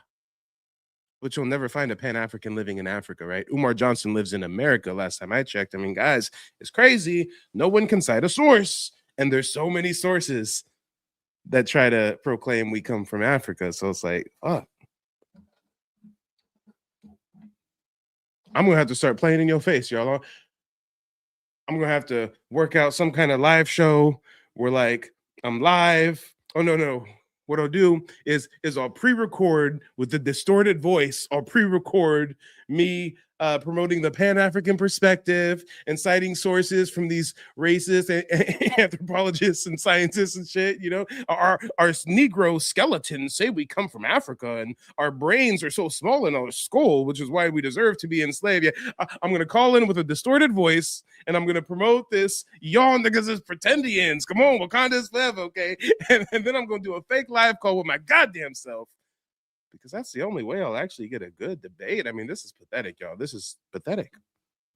I try to lead them too. I'm like, yo, you don't want to like say it like this and do it like that. And then the next thing you know, you're citing a source. I mean, come on.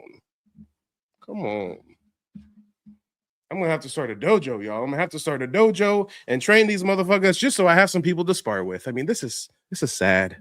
This is sad. So sad.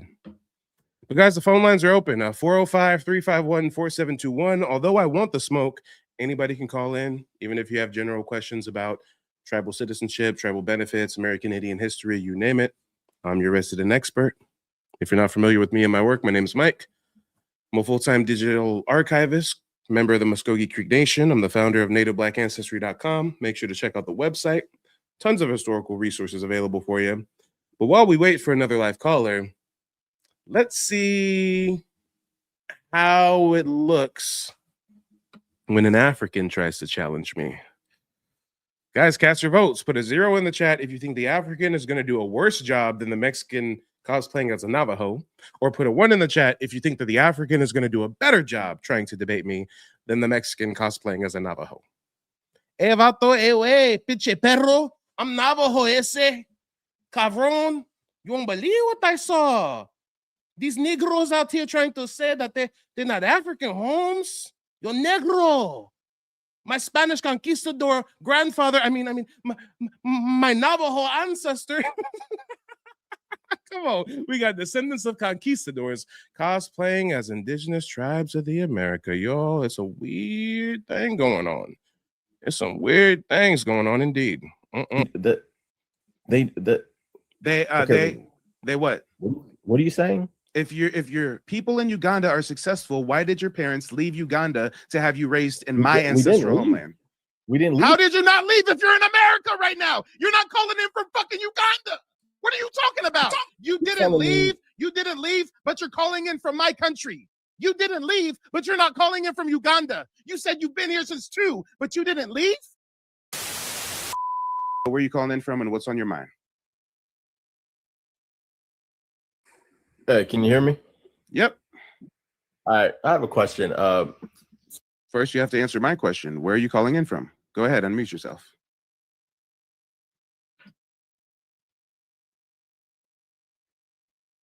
Unmute yourself, Zach. Where are you calling in from? From Maryland. Sorry, my bad. From Maryland. Okay. And I gotta ask, your family wouldn't happen to be first, second, third generation migrants? Yeah, my parents are from Uganda. I'm from Uganda, but I grew up here. They brought me here when I was like 2 years old, so I grew up here. Okay. So you're kind of like not first generation. We'll say you're like 0.5 generation migrant. pretty much. But like, I just all I know is here. Right? Yeah. But I do speak the language. I've been back and forth like a couple times, so like I understand now. Like in regards to the other caller, like, would you agree that they're different types of Jewish people, right, or in the world, like different from different areas, but they're all Jewish, right? Would you agree with that? No. You wouldn't agree that there are different types of Jewish people from like Turkey, that are not just from Israel, but from all over the world. There are different types of quote unquote Jewish people, correct? Sir, if you really want to get into it, Jewish is a psyops. Most of these people aren't even true Jew. A lot of them are. I mean, come on.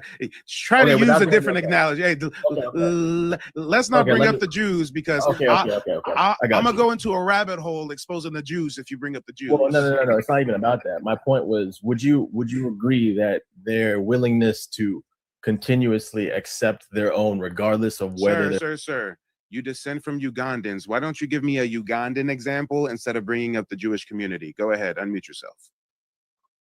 Give me a Ugandan example.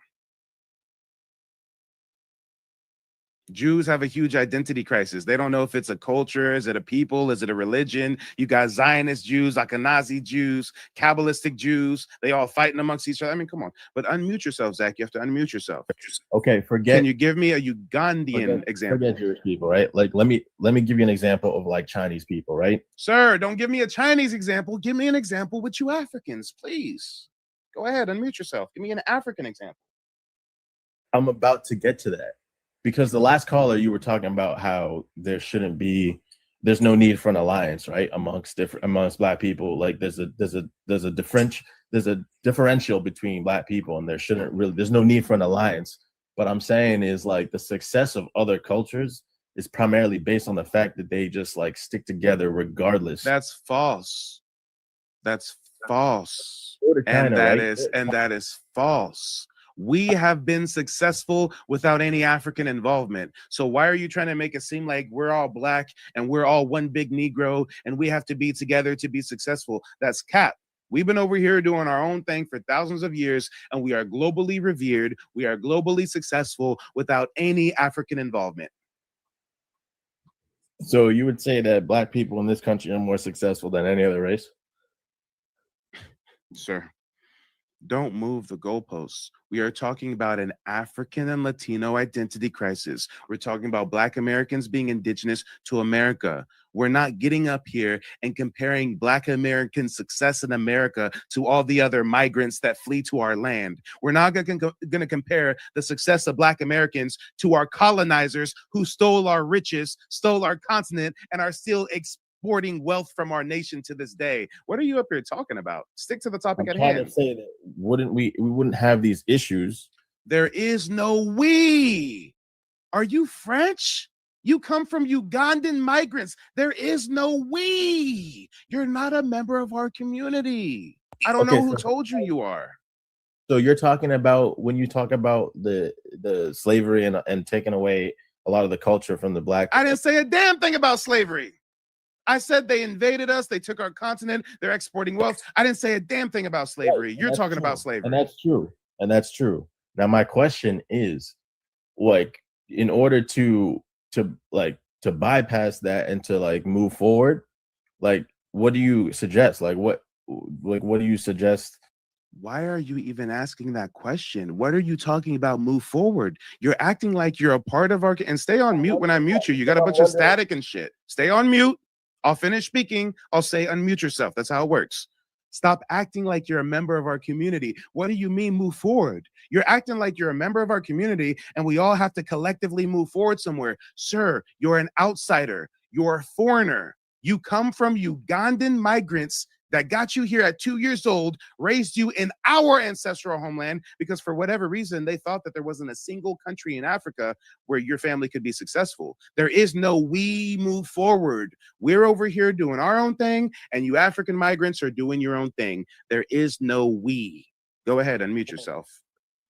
Wait, so I have to stay in my country to be successful? Because we are successful in Uganda, but we also just have. If you're successful in Uganda, then why did your parents flee Uganda? All right, hold on. We got to pause the replay for a moment. We just have to do a little bit of reflection. Did you realize, guys, this is why I do what I do. It's an art form, what I do. I'm like a district attorney, a prosecutor, cross-examining these motherfuckers. I mean, did you ever realize that these African migrants come over here and feel like because they're raised in America, they're automatically inducted into the Native Black American community? Our past, our present, our future, trials and tribulations. Why is an African migrant from Uganda up here talking about how do we move forward from slavery and shit? Motherfuckers, you Ugandans was selling slaves to the white man. Hold on, y'all. I'm going to fact check myself. I know there was lots of kingdoms in Africa that are responsible for the transatlantic slave trade. I don't know if specifically Uganda is one of them. I'm going to fact check myself. This is scholarship. I stand by what I say. Did Ugandans sell slaves to Europeans? Give me historical resources and case studies.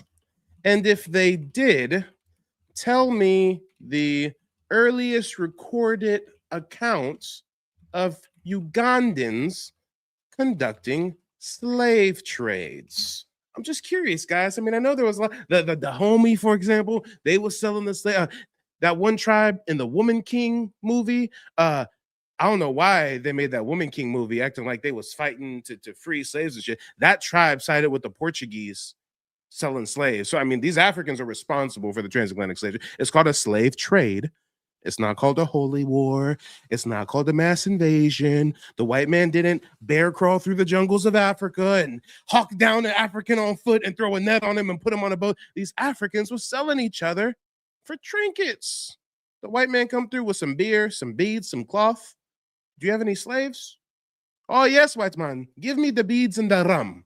We want to get drunk tonight.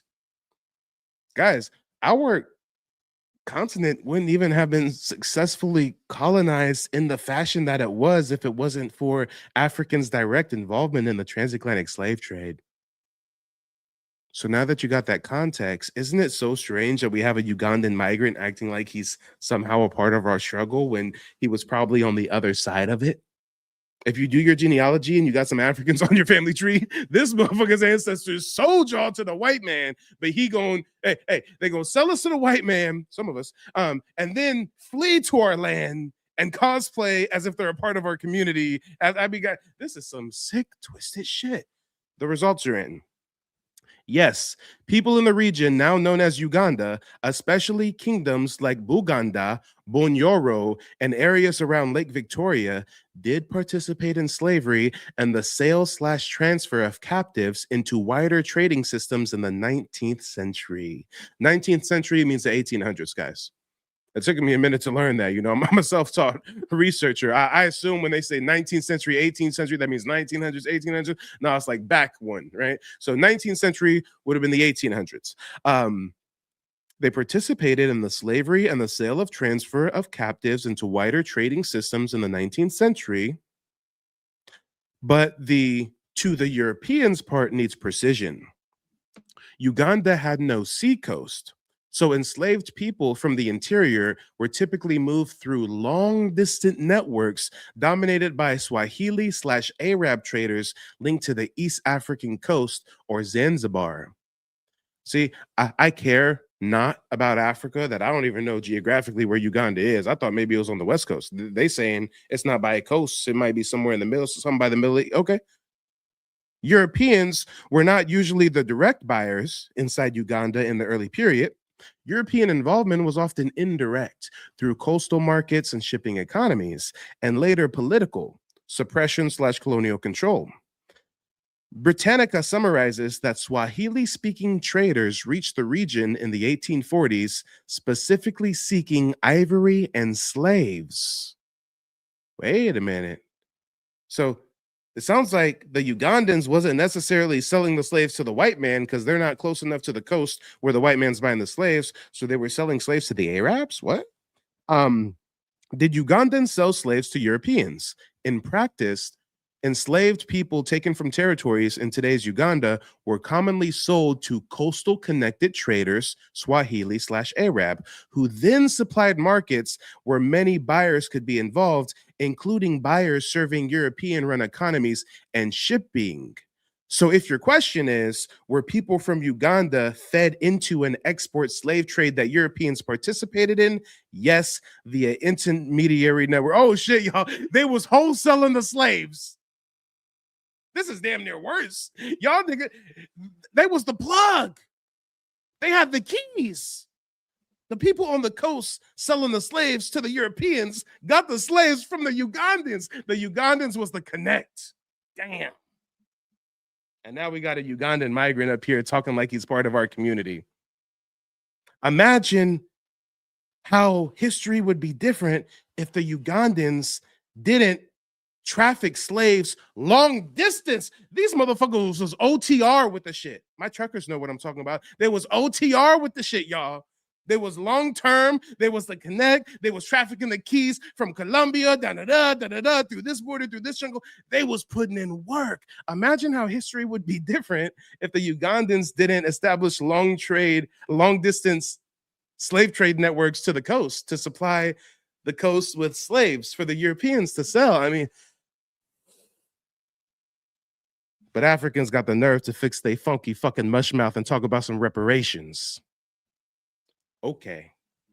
Don't make me get out of character up here.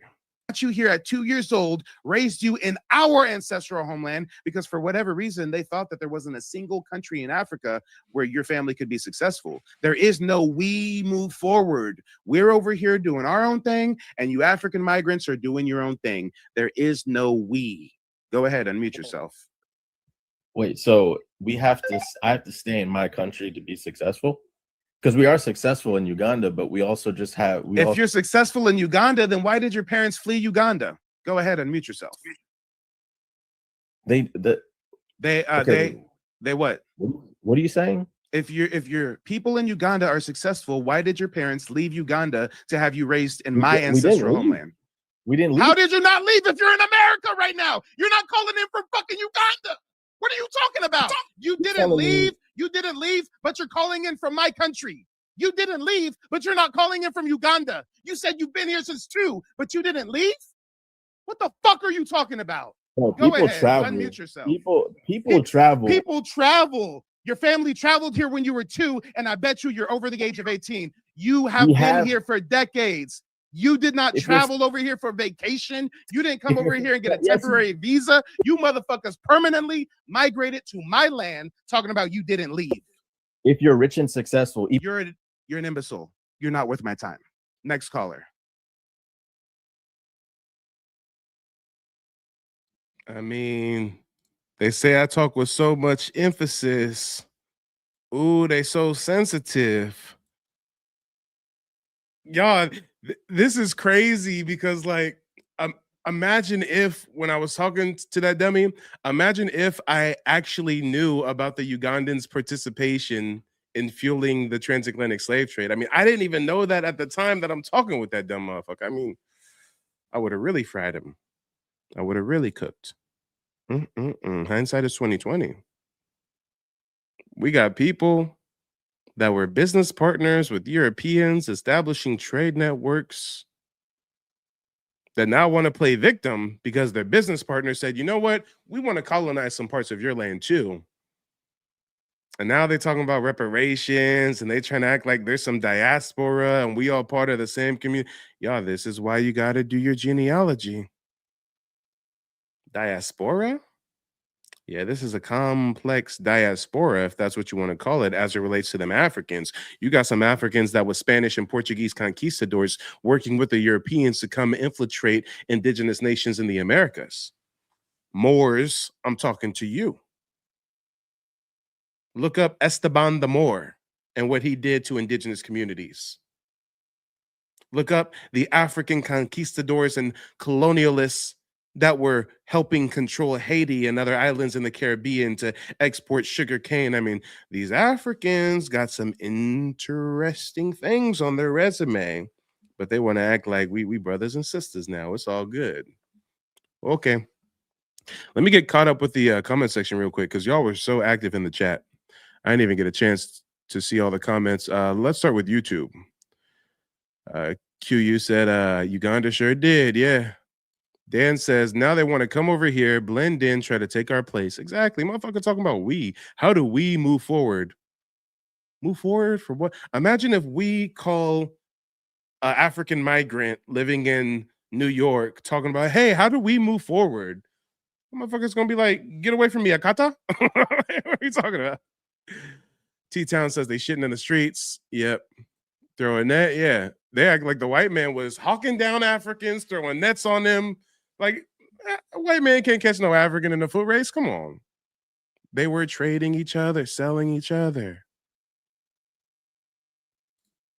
Dan says exactly the underlay for the overplay. Yeah. Yeah, Dan, they own people. They own people. Hey, Dan says, great receipt. That didn't even start off as a receipt. That started off as me fact-checking myself. I was just freestyling, and I'm like, y'all motherfuckers are slave traders, and I know that the West Coast Africans did a lot, but I don't really know where Uganda is or where Uganda fits. So I was like, I don't want somebody to clip me up and prove me wrong, and I'm talking about things I don't know. So I said, let me fact-check myself, and oh boy, was I correct. And then some. Y'all were wholesaling slaves. Y'all were OTR. Y'all was the truckers back then. You was taking them long distances to the coast. Okay. Interesting history there, Uganda. QU says, I went to Uganda twice and was never told this. I'm not surprised. QU says, travel and return. Lord, now they're equating traveling with being immigrants, right? Like, motherfucker, you ain't never been back to Uganda. You talk about people can't travel. Well, you know what, guys? If Africa's the motherland, the cradle of civilization, and for whatever reason, my family, my African family doesn't want to live in Uganda anymore, I would think that they would migrate or travel to another one of the 51 or 52 African countries. Like, y'all couldn't find a single fucking country on the continent of Africa that you thought you could get shit popping in. You had to come to my land. Talking about you traveled. Now, them Asians who come from China on vacation, they be traveling. Go to the Bay Area, you'll see all they be traveling. Because when vacation's over, they take their ass back home to their country. You're a migrant, sir. Don't try to confuse permanent migration with travel. Jesus. Darian says, hell, Africa owes reparations as well. Facts. That's why I'm like, it's so weird that they're trying to insert themselves in reparations discussions. Like, hey, if I had my way, I'm gonna have to come through and get some of that diamonds and that cobalt. I know how I'm gonna get my reparations. I heard you got some diamonds. I don't want no blood diamonds neither. I don't want no diamonds that y'all done forced a little kid to get an arm chopped off. No, I want some clean diamonds, okay? And I want some cobalt and some lithium while you at it. Boy, give me some lithium, and then we'll call it even. Diamonds, cobalt, and lithium. And then we're gonna start a whole bunch of Native Black American jewelry shops in New York on Fifth Ave, like all the Jews who be getting their diamonds from Africa, right? Let us replace the Jewish Connect in the diamond business, okay? Help us, African brother. Send some diamonds our way. Give us a good discount. Oh, wait, you don't control your countries. Oh, wait, you're still living colonized. Oh, wait, you're obsessed with white people and like worship them and let the Asian come through and control the shit and let the Russians come through and control the shit. And I mean, oh, we can't partner with a bomb. That's right. Damn, I forgot. If only you had a Wakanda somewhere. Where you hiding? Y'all in the bushes with the invisibility cloak? I mean, Wakanda, where are you? Nothing? Okay. They ain't got a single African Dubai. Africa, like that. Hey, I don't know why you paying goofies get tricked into vacationing in Africa. You couldn't pay me to vacation in Africa. You couldn't pay me. Nor Europe. I would really love to explore Central and South America more, but you know, around the Mexican area, them descendants of conquistadors known as the cartel, you know, they always wilding. I think El Mencho just got taken out. Now they burning up the resorts. You know, it's a bad time to be vacationing in Mexico right now. So I'll stick with the Caribbean. I'll be back in Puerto Rico this month. Mr. Ant says, I prefer Thailand. Hey, I'll go to Asia. Facts. I fuck with traveling in the Americas. I'll go to Asia, Philippines, Thailand, Middle East. My name is Bennett. I ain't in it. Europe. My name is Bennett. I ain't in it. Matter of fact, I might go to Spain just to take a piss on some of their monuments. Old Spanish conquistador asses. But other than that, no, I'm good. I'll stick with Asia and the Americas. Hey, and we live in the evil galactic empire. Don't get it twisted. We have so many American colonies that y'all don't realize. When I went to Puerto Rico for the first time last year in March, I was like, damn, I don't even got to get a passport. It's a territory of ours, y'all. It's our colony. Do you know that Puerto Ricans are technically U.S. citizens, but they're not allowed to vote in our elections unless they leave Puerto Rico and move to mainland United States? Did you know that not only is Puerto Rico a territory of ours, Hawaii, but we've also got Samoa, we've got Guam, we've got the North Mariana Islands. Guys, Guam is closer to China than it is to us. Guam is way over there by Asia, and that's technically a territory of ours. We can fly to Guam right now. They speak in English and the whole shebang. You can using the U.S. dollar. So I'm like, hey, I'm not a colonialist, but it is real easy to go travel to a territory of ours versus traveling to a foreign country where who knows what's going to happen. Okay, but let me finish getting caught up with the chat. Y'all said. Raha said, been all around the world and never wanted to go to Africa. Hey, I know some of you guys are called to pyramid culture, mound building civilization. They tricked you. Why you got to go to Africa to see pyramids when we got pyramids all across the Americas? You know, we got so many crazy pyramid structures, temple structures, that they filmed parts of the original Star Wars. I think it was the second Star Wars. George Lucas filmed it in Central or South America. got the tops of the Mayan temples and shit, and they acting like it's a whole nother planet. Guys, why would we ever go to Africa to see some pyramids when we got mound and pyramid structures all over Illinois, Cahokia mounds? We got the burial mounds on LSU campus. Philadelphia Museum of Art sits on top of a mound site. Largest pyramid in the world is the Cholula Pyramid in Puebla, Mexico.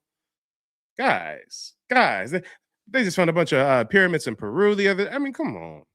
Got to go to Africa to see. And Egypt isn't even ran by them Africans. It's run by them Arabs and them Berbers and shit. So like, come on. They didn't turn Egypt into a damn tourist trap. Let me see what y'all talking about. QU says, Mike, be safe traveling. Most definitely need you having safe travels. Oh, no, I'm good. I stay in the Americas, okay? I'm about to go back to Puerto Rico for the second time. After that, I think I want to take a trip to Alaska, maybe check out Hawaii. I got to go down to Louisiana, Alabama. Yeah, I'm cool with the Americas. We got everything we need over here. Go down to the Caribbean, Florida Keys. I mean, come on. We got everything. That's why the whole world comes to our home to vacation. Talk about it. You know how much money them Europeans and the Asians spend to come all the way over here to vacation for a week or two? Let me see what y'all talking about in TikTok. Chikora says Wakanda, Kansas, Missouri, South Dakota, Nebraska, Illinois means sacred power. Yeah. Wakanda is an indigenous term. Same with like Kunta Kinte. Like Kunta is actually a Choctaw word for whistle. Brilliant Minds Collective said, I notice they don't come here behaving like they do in other rooms. Yeah, because they know how I get down. I give them some act right each and every time. Now, guys, I've got to catch up with genealogy research for clients of mine. I will stay and give you guys some more content. How can you cast your vote? For the folks on YouTube, if anybody drops a super chat, or if we have a few people become a member of the YouTube channel, we'll go ahead and keep this going. I'll give you an encore. We'll transition to another Plains Indian trying to call in and debate me. And then I have another one from yet another African trying to call in and debate me. So I got some more good content if you do want an encore. If not, no worries. We've been going for a couple hours already. Lord knows I got some research I got to catch up on anyways. Folks on TikTok, the way you can vote is with the gifts, I guess, since TikTok doesn't really have a super chat function. But send this Indian boy some ears of corn if you would like to see an encore. And while we wait, let me see what else y'all talking about in the chat. Y'all said, I ran up those art museum steps numerous times as a high school athlete back in the day. Yeah. Matter of fact, isn't that the same steps that Rocky is running up in the movie and shit? Da-da-da. Yeah. Indigenous mound site. Turned it into the Philadelphia Museum of Art. And I did research on that museum. I naturally assumed that they had some kind of like indigenous exhibit of like what the area used to look like. No, they got a bunch of European portraits and shit.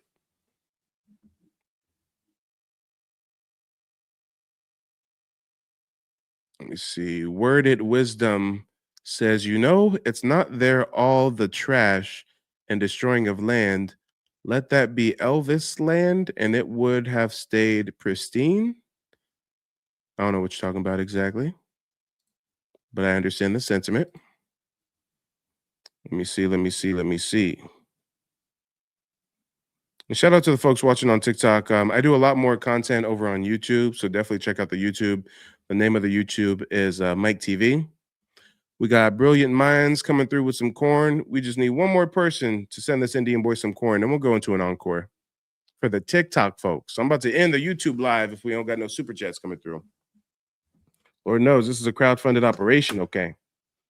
The rent is due. Who got 5 on it? Anybody? Tell me I don't lead with value. We did 2 hours of live content showing you exactly how these folks have no leg to stand on when it comes to debating our history. They can't even really verbalize what vested interests they have in what we identify as. I mean, if you're racist, just say so. Mexican Navajo girl, I'm talking to you. If you're just insecure and you want to be part of our community so bad, I mean, just say so.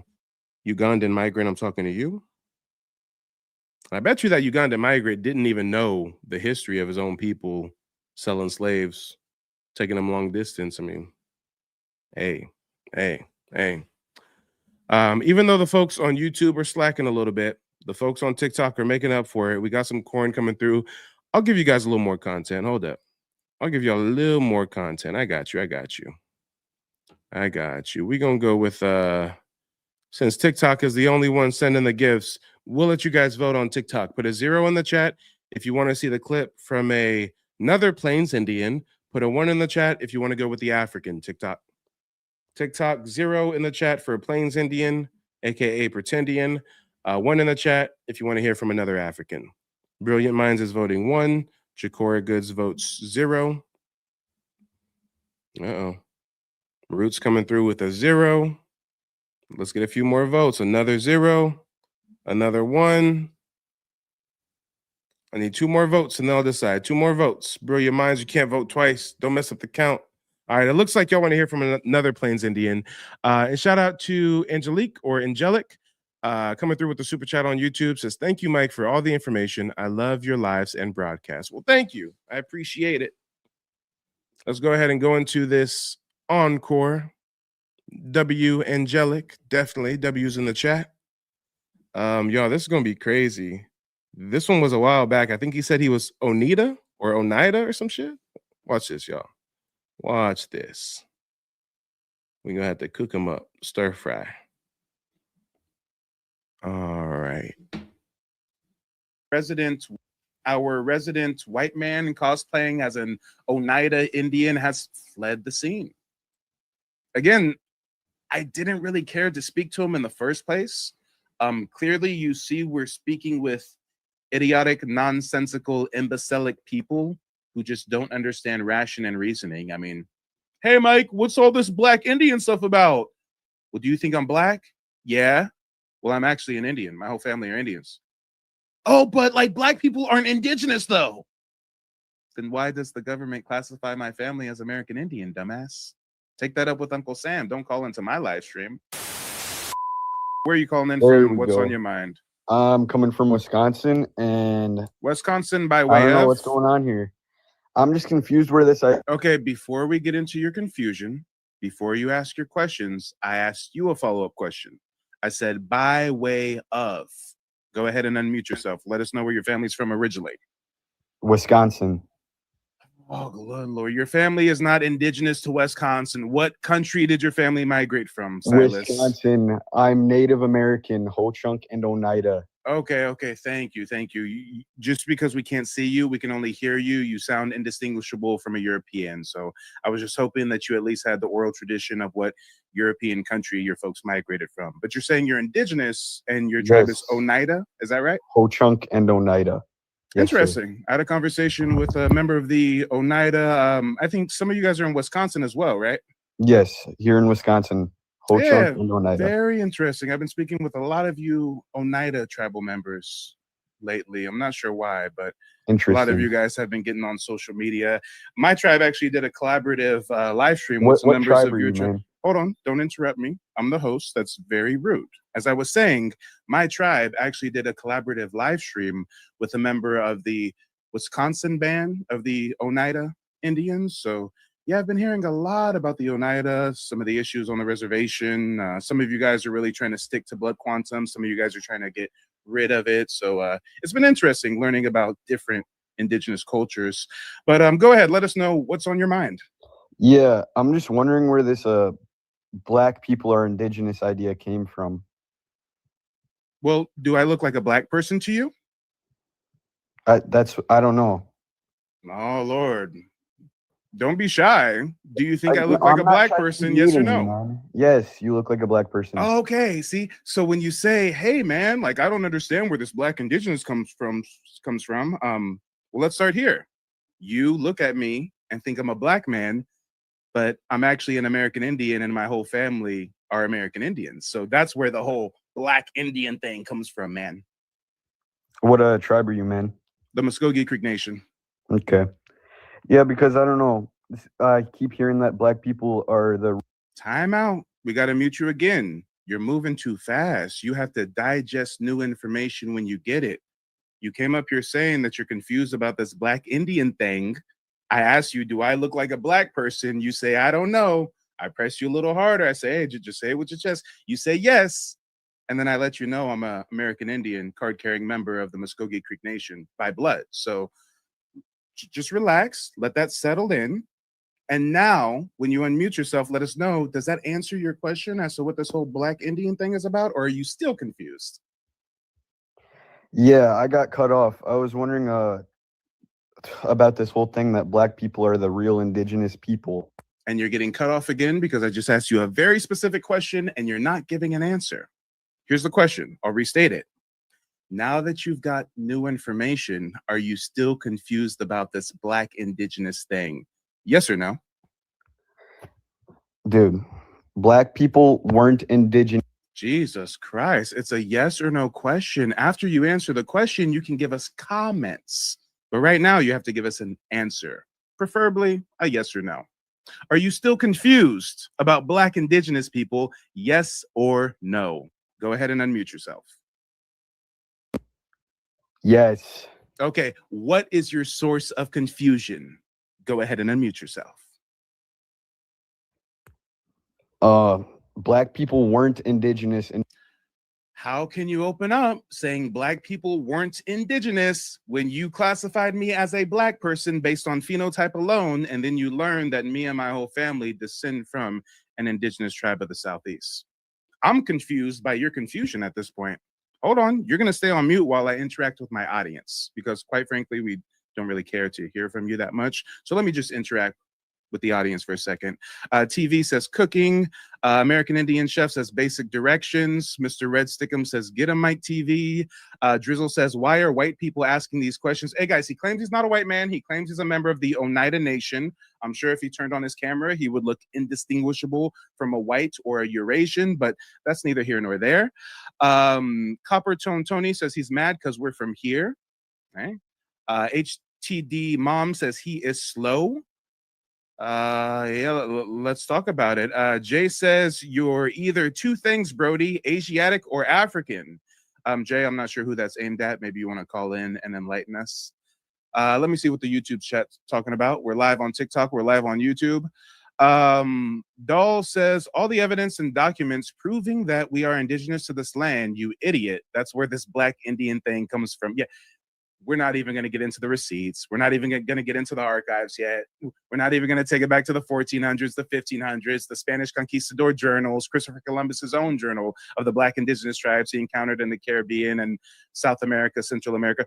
We're not even going to go there yet. But hold on real quick. Hold on. I'm going to keep you on mute, brother. I'm getting caught up with the chat real quick. Reddy says, if we were African, they wouldn't need to create colonization schemes in the 1800s to get our people to volunteer to go to Africa. They would have just deported us if they had the authority to do so. Absolutely spot on. I couldn't have said it better myself. And guys, in classic Tether fashion, our resident white man cosplaying as an Oneida Indian has fled the scene. Again, I didn't really care to speak to him in the first place. Clearly, you see we're speaking with idiotic, nonsensical, imbecilic people who just don't understand ration and reasoning. I mean, hey, Mike, what's all this Black Indian stuff about? Well, do you think I'm Black? Yeah. Well, I'm actually an Indian. My whole family are Indians. Oh, but like Black people aren't indigenous, though. Then why does the government classify my family as American Indian, dumbass? Take that up with Uncle Sam. Don't call into my live stream. But guys, I'm going to hear what WSK has to say. If anybody new wants to call in, go ahead and request to join on TikTok. If anybody on YouTube wants to call in, I'm going to drop the StreamYard link in the chat right now for you guys. But WS, what do you think about that last interaction? I just wanted to say, Tavi in the comments, tell him to come up here and speak his piece.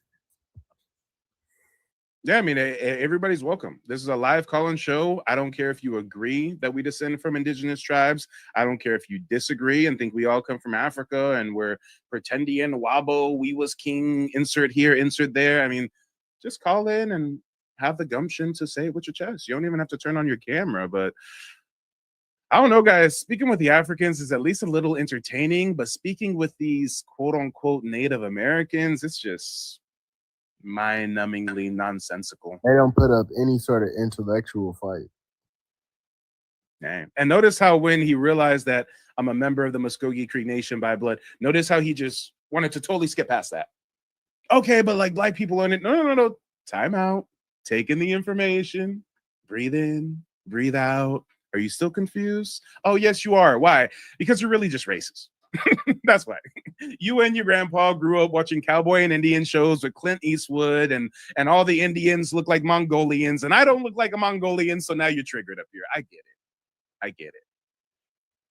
Black Mamba, to answer your question, I'm gonna tell my son the truth. He's half African and he's half indigenous American. Yeah, tell that boy the truth, son. Listen here, you are African American. Yeah, technically he African American for real. For real. He's the realest African American there is, okay? Nah, for real. Talk about it. I ain't gonna lie to him. Like shit, he got both last names. I wasn't about to rob him. Come on. The night is young, y'all. I don't know if I gotta start saying.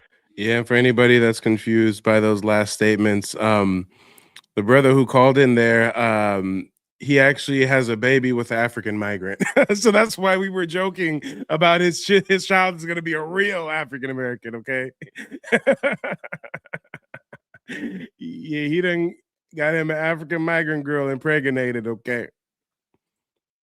His last name is going to be Itobe Johnson. Oh, Lord. Oh, shit. Okay, guys, I promise you an encore. I got one more. Check out this African right here. Is this the African? I think this is the African. Oh, yeah. This one will be a good one. Check this out. Your folks are from the Ivory Coast by way of Jamaica. You live in New York, I think you said. Guess what? You're referred to as a Black American just like the rest of us. And you have African ancestry. But just because you do does not mean we do. Next thing you said was cultural experts say we come from Africa. It's funny how he didn't name one, guys. It's funny how he said there's so many cultural experts, but he didn't name a single one. So when he comes back up, maybe he can name a cultural expert that says every single Black American descends from an African. He then tried to say that gumbo and libations are African, and slave masters didn't know how to cultivate rice. And what are you talking about? And then speaking of the rice, he called our indigenous wild rice a pseudo rice. Motherfucker, that's a pseudo statement. What the fuck is a pseudo rice? What is a pseudo rice? That is a nonsensical statement. You're just making up words now. There was no such thing as a pseudo rice. Maybe if the rice is laced with GMOs, we can call it a pseudo rice, but there's no such thing as a pseudo plant, a pseudo crop. Hey, look at the plant behind me. I got some vines growing. I guess if that was fake and it was plastic, you can say that's a pseudo plant. But other than that, what the fuck are you up here talking about, Jamaican migrant boy? He then said that plantation slaves in America have African burial grounds with African motifs and African ornaments. Notice how he didn't cite a single African motif. I can easily. Okay, hold on. Tell me. I clicked the wrong video. This is a Jamaican migrant. Put a 0 in the chat if you guys want me to run this one from the beginning where the Jamaican migrants making all these crazy claims, or put a 1 if you want me to play the clip that I meant to play, which is an African caller. I had to unload some paperwork on an African. Put a 1 in the chat if you want to see the African. Put a 0 if you want to keep it going with this Jamaican talking about we got African motifs and Africans brought rice here from Africa. I mean, it gets crazy with this dude. But 0 if you want to hear from the Jamaican, 1 if you want to hear from the African. I'm seeing nothing but 1s over on TikTok. Raya says keep it going. Okay, Raya wants to stick with the Jamaican. Dan says I want to hear the African gibberish. Uh-oh. What are we talking about? You know what?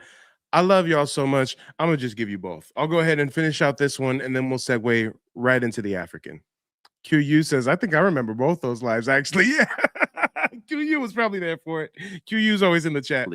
With ease, willy-nilly, show a Black indigenous motif right here, found all from the Great Lakes down to the Yucatan Peninsula. Where are you calling in from, and what's on your mind? Yeah, I'm Yeah, I'm calling it calling it from New from New York. York. All right. And do you descend from African migrants like the last caller? No, No, my my ancestry ancestry go go back to back to Africa Africa by by way of way of Jamaica. Jamaica. Well, wait a minute. When I ask if you descend from African migrants like the last caller and you say no, but then you say your heritage goes to Africa by way of Jamaica, I mean, so you do descend from African migrants. Yeah, I I descend from Africa. Oh, you know what? Time out. It's a really bad echo. I got to fix the echo for my YouTube audience. Start that over again. So you were saying that you're calling from where, and I'm your calling people from Jamaica. I'm calling from New York City.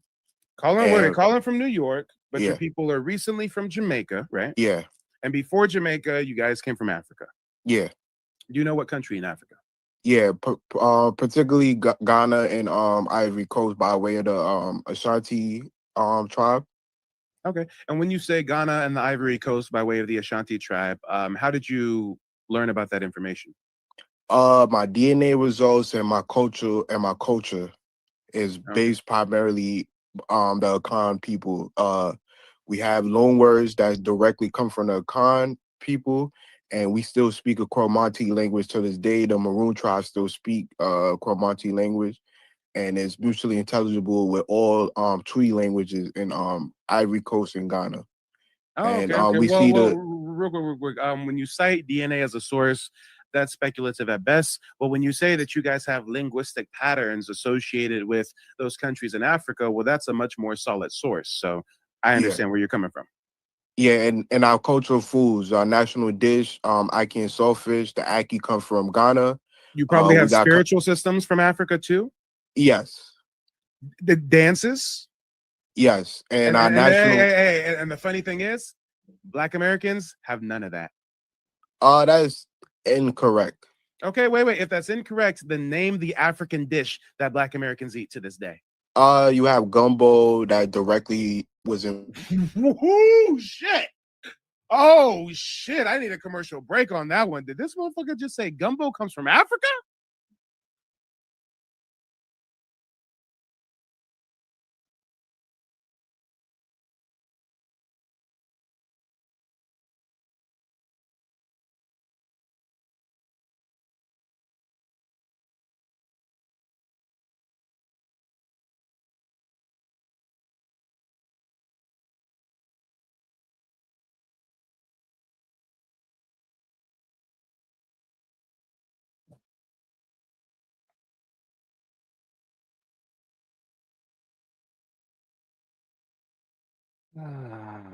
Well, this is getting awkward. Yes, share blasphemy. Guys, not too long ago, I made gumbo for the first time as an adult. As a native Black American, I've indulged in gumbo all my life, but it was my first time making it as an adult, maybe like a month or two ago. Main ingredients of gumbo: rice, sausage. There's different variations. Other than the rice and the sausage, you're also going to do chicken, or you're going to do shrimp, and maybe there's some other variations there. But sir, when I bring you back up, I've got a very simple question for you. Let's just stick with the few most common ingredients of gumbo: sausage, rice, shrimp, chicken. What ingredient in gumbo comes from Africa, sir? Go ahead, unmute yourself. Yeah, for one, gumbo. The word gumbo. I ain't talking about the word gumbo. I said, what ingredients in the gumbo dish comes from Africa? Like you said, there's different variations of gumbo. Name the ingredients that comes from Africa. I'm naming the ingredients: rice, Rice. Rice. He thinks rice is indigenous to Africa. You don't think we have rice here already? You didn't think our ancestors, although they were expert agriculturalists, praising and honoring the three sisters, corn, squash, beans, you don't think we also cultivated rice? You don't know in the Southeast we had horses and marsh fields of rice? You don't know that there's indigenous American wild rice? You thought we didn't have no rice until an African brought it over here? Hold on. Let's see what he has to say. Sir, do you think that Africans introduced rice to the Americas? Yes, rice is only native to Africa and Asia. Oh, okay. Okay, I got you. He says rice is only native to Africa and Asia. I got to do some quick fact checking on that. I think he's bullshitting. I don't think he's actually looked into what he's claiming up here. Let's do some quick fact checking. I know we were talking to our girl ChatGPT earlier. I have a new caller on my live stream who claims that he descends from Africans from the Ivory Coast. He's making the claim that Africans introduced rice to the Americas, and there was no rice in the Americas until Africans brought it over. My claim is there was already wild rice growing in the Americas. What say you, ChatGPT? Absolutely. I can jump in on that. So, historically speaking, both of you have a point, but in different ways. There was indeed a type of rice native to the Americas, commonly known as wild rice. It's not the same species as Asian rice, but it was definitely cultivated and used by indigenous peoples, especially around the Great Lakes and other areas. On the other hand, Africans who were brought to the Americas did introduce varieties of what we think of as domesticated rice, like Oryza glaberrima from West Africa, which did become a staple in places like the Carolinas. So there's truth in both angles. The Americas had their own native rice, and Africans did contribute their rice growing knowledge and different rice strains. So it's really a mix of both histories. Sir, you were just proven wrong. Your claim was not that the Americas had rice and Africa had rice and Africa brought a strain of rice over. Your claim was rice is only indigenous to Africa and Asia, and you were just proved wrong. Absolutely wrong. Now, I could inquire further with ChatGPT on the rice that was brought by the Africans, but I already know the answer to that. I don't want to give you guys any spoiler alerts. Let's see if our guest knows about this. Sir, when you say that Africans introduced rice over here, I mean, that's not really what you said. You said that they brought rice because we didn't have it at all. That's false. But sir, the rice strain that was brought over here by Africans, are you referring to African slaves? Yes, and the rice you're talking. Oh, goddamn. We're going to get somewhere now. I thank you for your patience, Kwame. I thank you for your patience. Guys, this is so crazy. So he wants us to believe that an African slave captured by his fellow African, sold to Europeans, somehow he said, wait a minute, massa. Time out. Before you capture me and put me on this boat, let me grab some rice seeds to bring to America. Oh, the Africans had a premonition. They knew that they were about to be captured as slaves. So they said, let me take some seeds of rice and put it in my pockets. Wait, Africans didn't have pants. They didn't have pockets. Where would they have put this rice? Sir, help us out here. Where do you think that these African slaves stored this rice? Where did they store it? Did they use their prison wallet? Did they have rice seeds shoved up their ass? Rice filled their anal cavities because they knew that they were going to America and they would need some rice once they got over here? How did they transport this rice? You keep cutting me off, and I can't literally make my point. How did they transport the rice, sir? Yes, they put the rice in their hair and other crops. In their hair. Okay, thank you. Look at how pseudo this shit is getting tonight, y'all. He wants us to believe that an African slave who's being chased by their fellow African slave trader, he's going to say, wait a minute, Kunta, time out. Let me braid some seeds in my hair real quick.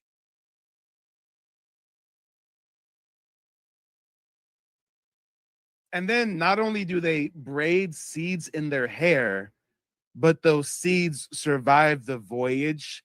They survive being in that musty, unwashed scalp. Oh, wait. And then when they get over here, European slave masters allow them to start cultivating rice that they brought from Africa. Guys, this makes no fucking sense.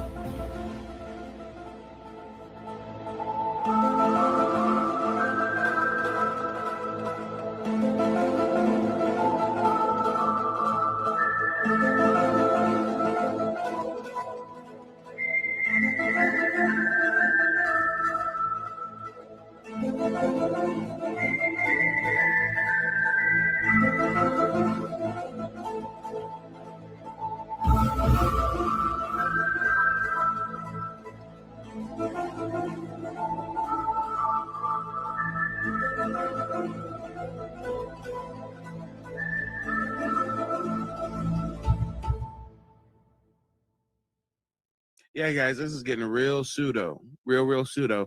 Kwame, when you come back, let us know. How did the rice seeds survive the voyage braided in the hair? I mean, you can actually ask ChatGPT since you want to ask ChatGPT everything. Okay. I'll ask ChatGPT. I'll ask it. You want me to ask it? I'll ask it. Hey, ChatGPT.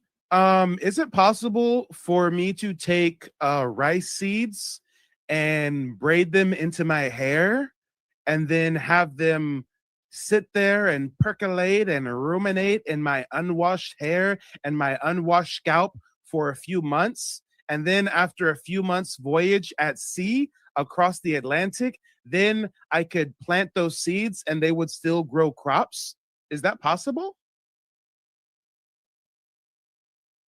Well, I have to say that's definitely one of the most creative agricultural plans I've heard. Technically, rice seeds can be pretty resilient, but there are a lot of factors here. For one, keeping seeds in unwashed hair for months might lead to all sorts of issues: moisture, mold, and just general seed degradation. By the time you cross the Atlantic, the seeds might not be in the best shape to grow. In reality, seeds usually need to be kept relatively dry and stable if you want them to germinate later. So while it's a fun thought experiment, it's probably not the most reliable way to transport your future rice crop. You said ask ChatGPT. ChatGPT said you talking about a fun thought experiment, not a fact. Damn, don't nobody do it like me. What do you have to say, sir? I know I've been pausing you. I've been interrupting you. I want to now turn the tide in your favor. Let me go ahead and put on an online timer, and I'm going to set it for 3 minutes. And I'm going to allow you to speak for 3 minutes uninterrupted. Don't worry, if you have a lot of points you're making, if you have a lot of questions of me, I'm going to take notes. I'm going to document all your points, all your statements. And after the timer's up, we will address them. The timer starts once you start speaking. Go ahead. Yes, you said that you have no African ancestry. Well, you said Black Americans have no African ancestry. The current consensus, DNA experts and cultural experts all say that African Americans descend from Africa. For one, we could look at the culture, with pouring libation, gumbo being a loan word directly from the Congo. Rice cultivation came from Africa. Prior to that, slave owners didn't know how to cultivate rice. And the rice you brought up, which is wild rice, is a pseudo rice. I was specifically talking about the rice that we commonly know is only grown in West Africa and Asia. And we could look at the African burial ground where slaves was buried with African motifs and other African ornaments. So that's a direct connection to Africa. And even free blacks in America, they never claim that they descend from America. They all name their organizations after Africa, i.e. the Free African School, the Free African Organization, the Free African I forgot the other organization down in North Carolina. So there's a bunch of evidence to prove that Black people in the Americas all descend from Africa. If you want to look at Ifa, Hoodoo, and a bunch of other things that all descend from Africa. I think the onus is on you to try to prove that you're American through genetic studies, culture, linguistic evidence, and stuff like that. So when you say that the Black Americans in America do not descend from African slaves, that is a pseudo ahistorical and not supported by no experts in the field. Every expert in the field all points that all Black people in America descend from Africans, particularly West and Central African. So you could cut my time short. Okay, perfect. I can cut his time short. Let me go ahead and restate all of his points. I'll address them one by one, and then we'll bring him right back up. This is how you have civil discourse, ain't it? His first point: He said something about, I made the claim that all Black Americans have no African ancestry. Sir, I did not make that blanket statement. I was referring to me and my family. Do I think that there's some Black Americans that have African heritage? Absolutely. So many of you African migrants are fleeing to our homeland. Your folks are from the Ivory Coast by way of Jamaica. You live in New York, I think you said. Guess what? You're referred to as a Black American just like the rest of us. And you have African ancestry. But just because you do does not mean we do. Next thing you said was cultural experts say we come from Africa. It's funny how he didn't name one, guys. It's funny how he said there's so many cultural experts, but he didn't name a single one. So when he comes back up, maybe he can name a cultural expert that says every single Black American descends from an African. He then tried to say that gumbo and libations are African and slave masters didn't know how to cultivate rice. And what are you talking about? And then speaking of the rice, he called our indigenous wild rice a pseudo rice. Motherfucker, that's a pseudo statement. What the fuck is a pseudo rice? What is a pseudo rice? That is a nonsensical statement. You just making up words now. There was no such thing as a pseudo rice. Maybe if the rice is laced with GMOs, we can call it a pseudo rice, but there's no such thing as a pseudo plant, a pseudo crop. Hey, look at the plant behind me. I got some vines growing. I guess if that was fake and it was plastic, you can say that's a pseudo plant. But other than that, what the fuck are you up here talking about, Jamaican migrant boy? He then said that plantation slaves in America have African burial grounds with African motifs and African ornaments. Notice how he didn't cite a single African motif. I can easily, with ease, willy-nilly, show a Black indigenous motif right here, found all from the Great Lakes down to the Yucatan Peninsula. This is a motif. Can you share your screen and show me what African motif American plantation slaves had on their burial sites? That's a pseudo claim, since you love the word pseudo so much. He then tried to say, because there were institutions with the word African in it, that's proof that we all come from Africa. That's not how it works, Playboy. Just because some Boule members descended from hostage and converted indigenous bloodlines are working on behalf of our oppressor to name our churches and our institutions things such as the African Methodist Episcopal Church, that doesn't mean we come from Africa. That's called the psyops. That's called propaganda. All right. Looks like we got a live caller. Let's see who it is. Call from Gina. All right, caller, let us know where you're calling in from and what's on your mind. I'm calling in from California. I was born in Alabama, and I was interested in the Native Black ancestry because my birth certificate says Negro. Yeah, I feel you. And when you say that your birth certificate says Negro and you're interested in Native Black ancestry, I'm curious, did you ever have any oral tradition in your family of having any ancestors who were indigenous to America? You know what? I really don't know, because the grandfather who raised me, he only had a third grade education. So I need some help in my search, if you will help me. Yeah, and have you started tracing your family's genealogy yet through paper trail records? I have not. That's why I'm calling you today to see what no I worries, need no to worries. do to get started. You know, and I was just asking those questions so I can see where you're at in the process, and also just to kind of get a little feeling for your motivation for doing the research. In my experience, it typically falls into one of two categories. You've got Black Americans who've had oral tradition passed down loosely of ancestors who are maybe Choctaw or Blackfoot or this or that. And then you have Black Americans whose ancestors were,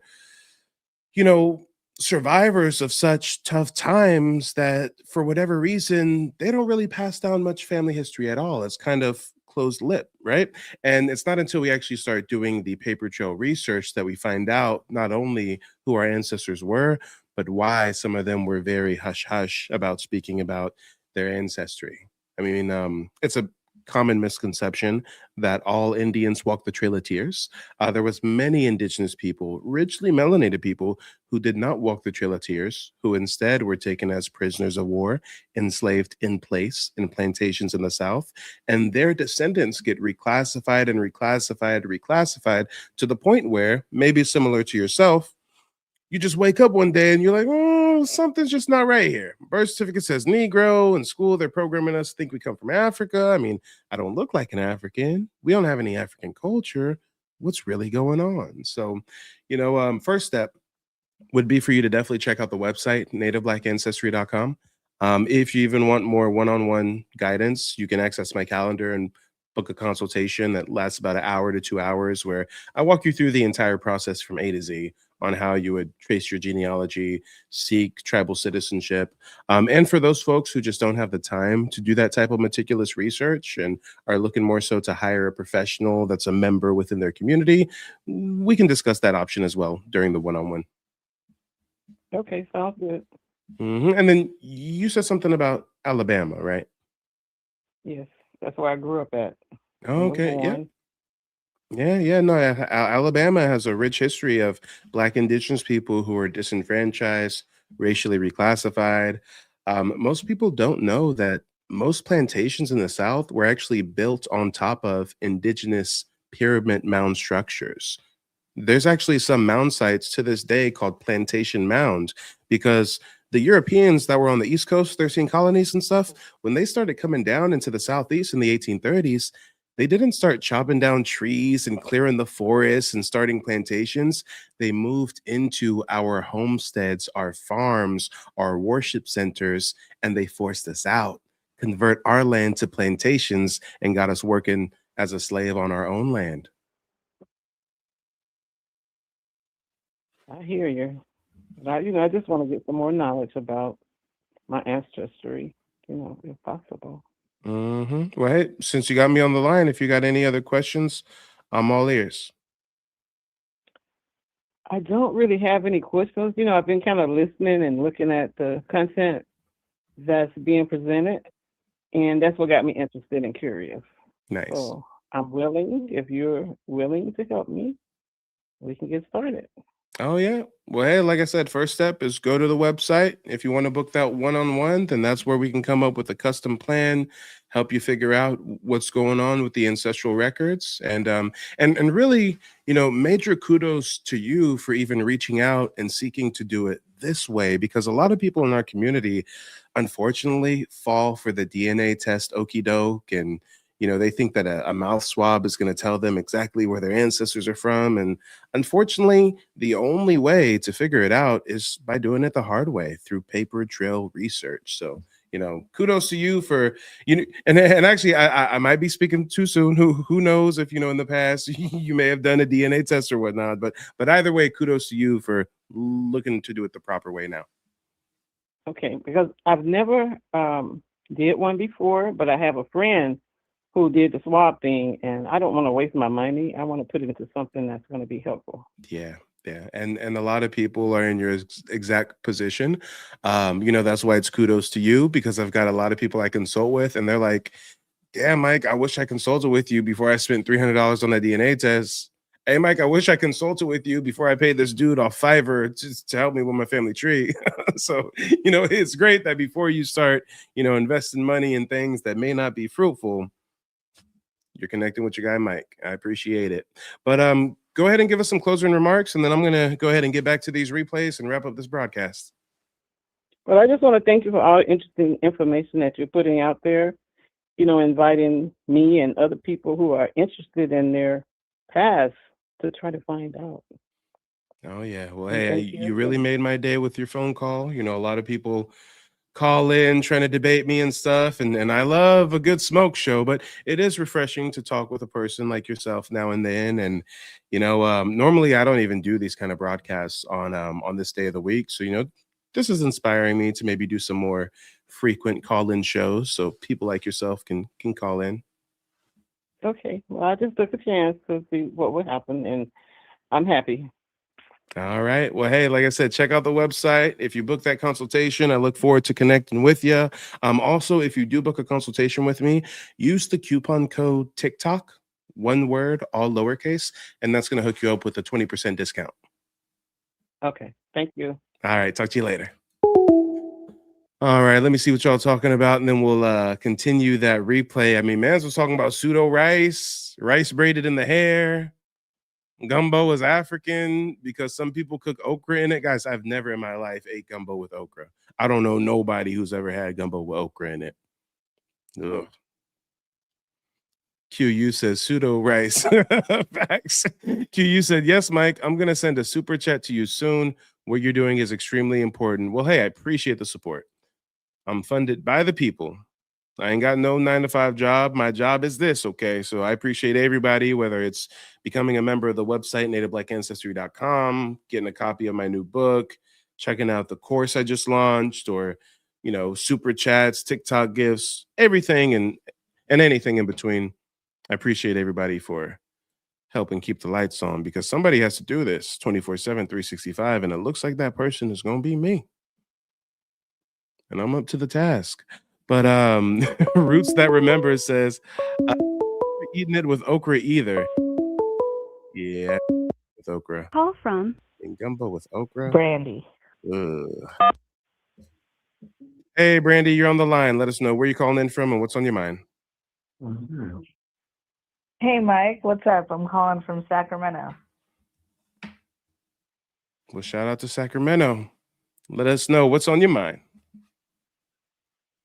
All right. Hey, I actually want you to talk to my husband because he recently found out he was Cherokee Indian. So here, I have him right here for you. Nice. Hey, Hey, Mike, hey, brother, how you how's it doing, going? man? I just want to say I'm good, man. I just want to let you know, man. I've been watching for like the last 3 months, man. I found out I'm from Sacramento, and my dad, we just kind of got back together again. He's from Oklahoma. So, anyways, to make a long story short, he told me I was on Cherokee roll, and I looked into it, and I'm applying for my citizenship now. And I just want to let you know I've never seen anything like this. I grew up in South Lake Tahoe. I'm from Sacramento. I live in the Arden area. I heard you say you're from Sacramento, and I was like, kind of like, wow, that's a weird connection, you know? Oh, yeah, it's a small world. And, yeah. And I'm sitting here looking at stuff. I'm like, no one taught this stuff, man. You know, I've never seen any black Indians. No, because I'm light skinned like you. You got the same complexion as me, bro. Yep. And I'm sitting up here thinking like, how come I've never been taught this? I'm 48 years old. No one has ever told me anything. You know, black Indians. I was like, huh? I was like, what are you talking about? They're not. You know. And just to hear all this and then come to find out who my people are, you know, it's just crazy, man. So we're on the Freedman roll, and I'm waiting back to hear from Cherokee Nation. And I just want to let you know, man, you're doing a good job, man. You could teach a course. This is some real shit. Excuse my language, but you know, I'm just proud of you, man. And you know, you represent Sacramento real well. And hopefully we could link up and do a genealogy for my wife as well, so she can kind of find out where she comes from. And this is just some cool stuff, man. I'm gonna get my daughter on the roll, and my father's already on there, so I'm on my way in there, man. And nice. It's just really cool to see, man, that you brought this out and no one has taught us this for years. I can't even believe I'm talking to you right now, man, because I've been watching you all through the winter, and I'm like, this is some real stuff. And Mike, you're on my TV every day, so I was like, you know what? I see your phone number. I didn't think you was gonna answer, bro. I didn't think you was Mama, gonna answer. I made it. I'm on TV. Hey, man. So just keep doing what you're doing, Mike. I've been watching you all the time, man. Sacramento, we love you in the 916, and if you ever come out here, man, I'm gonna book a consultation with you, bro, and we're gonna do it live, man, because I really respect what you're doing, and you're gonna go a long way with this. And it's not just my I generation. appreciate it. Yeah, like my mother, like I got her into it, and she's just like, baby, I've never heard of that. She graduated from Sac High in 1971, and they don't teach stuff like this, you know. And not you at know, all. I've looked through all your records, and you know, because at first I'm like, what is all this? Let me see all this. And I'm looking through all these pictures, and I'm like, they look like me. They look like us. We light skinned, they look like, you know what I mean? I'm sitting up here because my dad, we've never been really close. He's in the Army Depot out here, and he moved back to, Oklahoma or whatever. But he was telling me, call my daughter, and he's like, you guys are Cherokee citizens. So yeah, actually, my aunt is Wynetta Laurie, and she is the founder of the North Tulsa Cherokee community. Wow. So Yeah, yeah. I didn't even know any of this though. You know, I'm looking into this. I'm like, hey, Dad, is that your sister-in-law? He's like, yeah. They're from Independence, Kansas, but they grew up in Oklahoma. So yeah, man, it's just a trip, man. Talking to you, man. I just want to I just want to let you know how proud we are of you, man. And Yeah, keep no, doing your I thing. definitely appreciate the call, and that's exactly why I do what I do, because they're intentionally not just not teaching us this, they're intentionally hiding this history, trying to rebrand the history. You got the DNA Yes. testing companies trying to tell you you're all types of African. And I that's mean, what threw me off, Mike. That's what yeah. threw me off. I said I was from Nigeria, and I'm like, I don't know no one from Nigeria. But you find Cherokee ancestors, and now you're about to be a Cherokee citizen. But that DNA would have never said a damn thing about no Cherokee. Nothing. It's talking all this Nigeria. I'm like, Mom, do you know anyone from Nigeria? I mean, 'cause my grandmother raised me, right? And she'd be like, I'd ask her, I'm like, are we from Africa? That's the teacher saying this when I was a little boy. And she's like, boy, hell no, we from North Carolina on my side, and your dad was from Oklahoma and somewhere. There you go. So it's like, where's all this coming from, and all this Nigerian, and I don't know any Nigerians. I don't know any Guyanans. I'm from Sacramento, California. So it's just for you to just bring this and have receipts. It's not like just somebody just telling me some stuff, Yeah. It's like, Mike, you're doing a good thing, man. You really changed a lot in me, bro. I mean, I look at things different. I never thought I'd turn on my YouTube and, some guy, 15 years younger than me has just put me up on a lot of shit, man. I have so much to say. It's like overwhelming, man. But oh yeah, no. I just want to let you know we're gonna book a consultation. Yeah. So my name is Calvin. Yeah, we're gonna do a consultation. I don't know how I go about doing that. Do I just go to the website? Yeah. And, Right now I'm sharing my screen. I'm showing the website. Basically, this is what the homepage looks like. There's a couple different ways that you can book. You can just scroll down to the part that says real people, real results. I even got a client testimonial right there. And then if you click the book now button, then it's going to open up my calendar, let you pick a day and time. And there's a couple different add-ons. You can pay a little extra to get the session recorded. So that's for folks who don't want to have to worry about taking notes. I send them a copy. They can share it with family and friends, etc. Or there's another add-on where you can get a indigenous history lesson. And that makes the consultation like another 45 minutes to an hour in length. I think I want to do that, man, because you got a lot of game. You beyond your years, Mike, man. You got an old soul, man. You know what I'm saying? Hey, I appreciate it. Yeah, hey, you doing it, man. You doing it, man. Keep on blessing people, man, because we need to hear this as a whole culture. It's a lot of us out here, man. And I just want to let you know, God bless you, and take care of yourself. And we love you out here in Sacramento. Keep doing your thing, man. Yeah, no, most definitely. I definitely appreciate the call, and I definitely look forward to connecting with you both on that one-on-one meeting. So we'll be in touch soon. Okay, all right, Mike. God bless you. All right, bye, man. Appreciate all right, you. take it easy. All right. Peace. Oh yeah, shout out to my hometown of Sacramento. It's crazy because me and him have a pretty similar story, if you will. For those that haven't watched me for a while, some people get confused. They think because I have tribal citizenship and I talk about the stuff that I grew up on a reservation and I always knew I was an Indian and stuff. Nah, I grew up just like y'all, being programmed in school that we descend exclusively from plantation slaves from Africa. And it was just a few years ago that me and my family did the genealogy, found the ancestry. And, I was always grew up thinking that my father's side of the family was from Bakersfield, SoCal.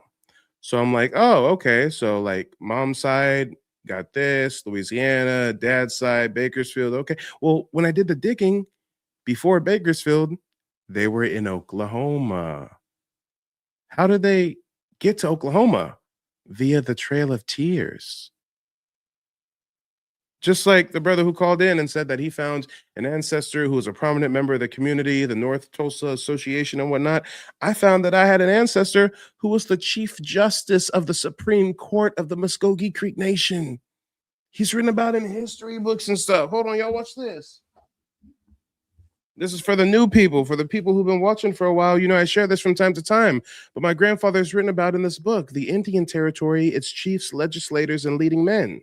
And he has his own chapter, and he's written about in a few different books.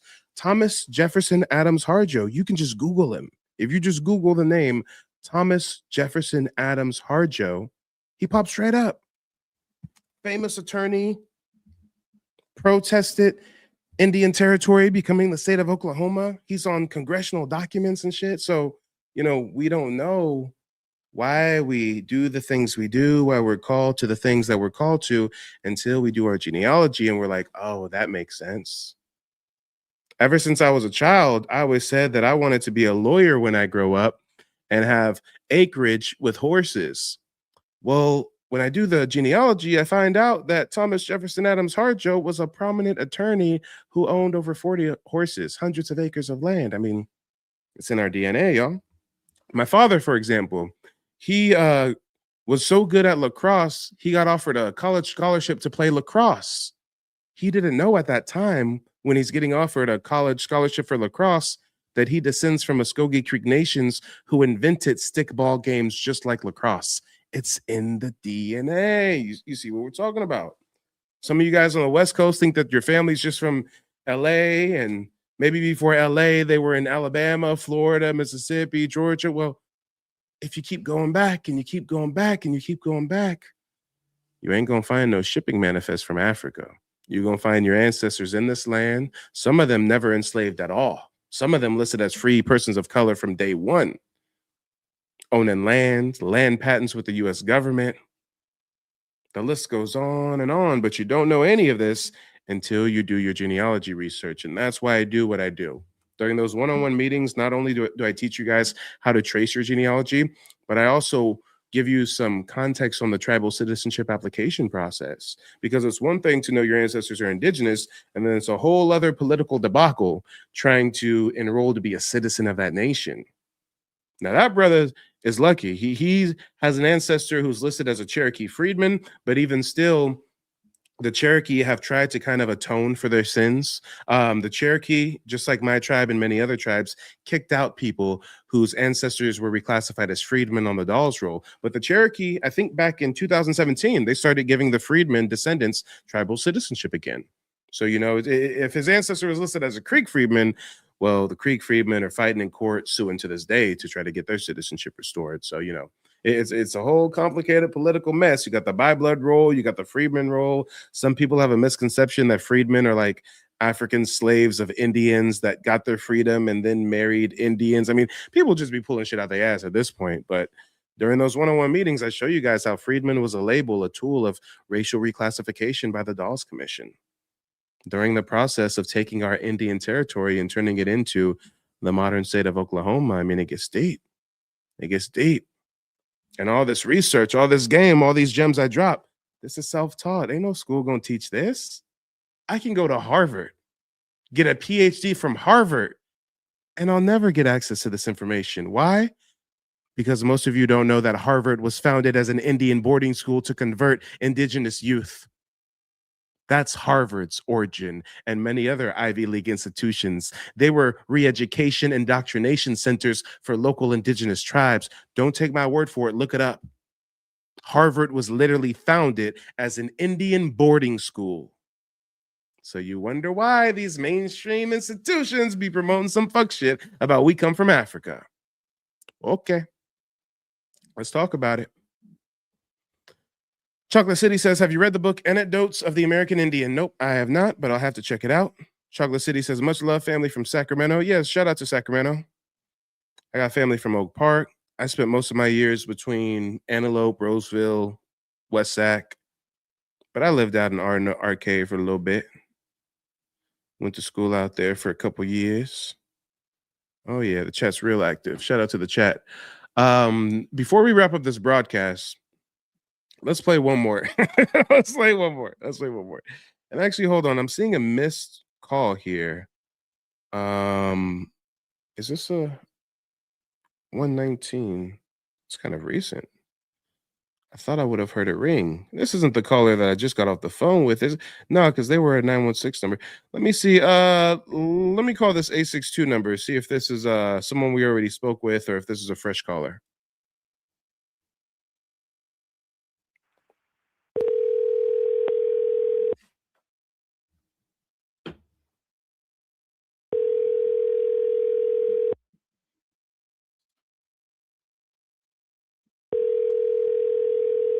All right, they're not picking up.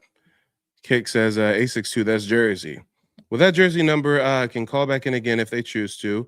But yeah, y'all, the pseudo rice, the wild rice, the okra. I mean, here, the final clip I'm gonna run through is gonna be the African one. I know a lot of you were voting earlier for the African clip. Watch how I deconstruct this whole African narrative. Oh, damn, error occurred. Don't play with me now. Don't technical difficulty me. We're proud Here we go. Here we go. Here we go. Check this out, y'all. Check it out. Sir, by and large, Africans have an identity crisis. I've showed videos to substantiate my claim. Are you going to provide anything other than your opinion? Yes, I'm going to provide, because what you just did right there, I can provide a video of African Americans saying it's cool to go to jail. Then do it. Then do it. Then do it. Bring up a video right now where an African American claimed that it's cool to go to jail. I'll wait. Can I speak, please? No. You're gonna bring up a video where one of our members of our community said it's cool to go to jail. We're gonna wait for that video. Okay, go ahead. No, I'll bring up a video. Hold on. I don't know how to bring it up. There's a video of. Don't tell us about the video. Show us the video. Give us a link to the video. Tell me what to type in on YouTube right now so I could pull up the video. That's how this works. Okay. So you're denying the fact that a lot of African Americans? No. You made the claim that you could pull up a video, so pull up the video. There's more. Can I speak, sir? You keep muting me. You made the claim that you can pull up a video of an African American saying it's cool to go to jail. Now we want you to furnish that video. Okay, let me put it up. Hey, it's kind of like how I said that continental Africans say that us getting in touch with our indigeneity harms their African identity. And guess what I did right after I made that claim? I played the video. So if you're going to get up here and say that you can play a video of Black Americans saying it's cool to go to jail, we'll play that video. Good. Now in hood, the pronunciation was good. But then if I say, bro, you tripping, dog? My tone and my voice completely brings out a different kind of meaning for this specific phrase. Now you was tripping, dog. You tripping, dog. Yeah, boy. So if anybody needs context, this is an African migrant who moved to America and now started a business teaching his fellow African migrants how to cosplay as a native Black American. Kuda, I know you're upset. Kuda's in the chat saying, I only want to hear my voice. No, I'm the king of receipts. I cite sources. Kuda, when I bring you back up, you can do the same thing. You can say, hey, Mike, we don't have an identity crisis. Look at this clip here. Hey, Mike, we don't have an identity crisis. Look at this clip there. But you're not going to do that when you come back. You're not going to play videos. You're not going to cite sources. So don't get your panties in a bunch when I cite sources. Okay? No, whoa. Wait a minute. Hold on. I'm gonna skip my commentaries so y'all can just see how deep the cosplaying is. He has a whole business. He sells flashcards. He calls it AAVE, African American vernacular, some kind of shit. I mean, these Africans are really cosplaying our culture to a heavy degree, and at the same time claiming that they don't have an identity crisis. Man's is in a do-rag and everything like it's the early 2000s. Can zest to it. Did he just language? What part? Instagram boy.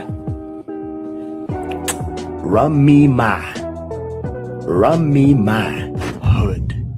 This is the most requested topic on Instagram, TikTok, and at the same exact time, YouTube. In today's video, I'm actually going to show you guys how to understand people here in the United States.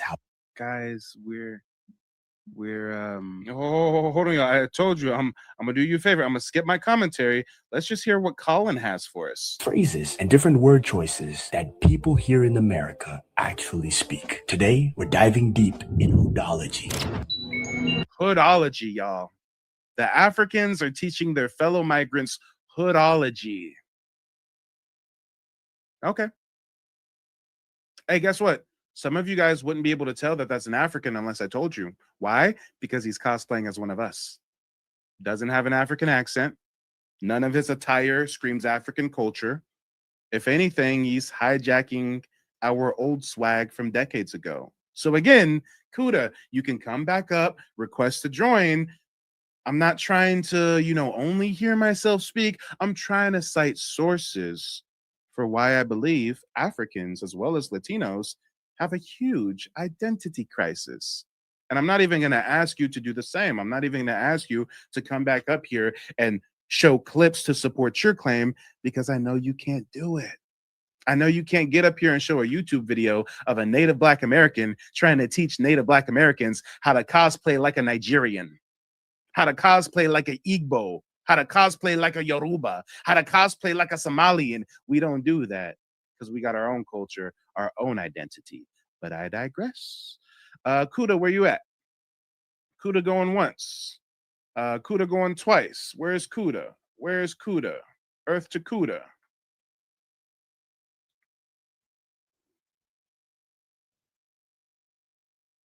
I'm back.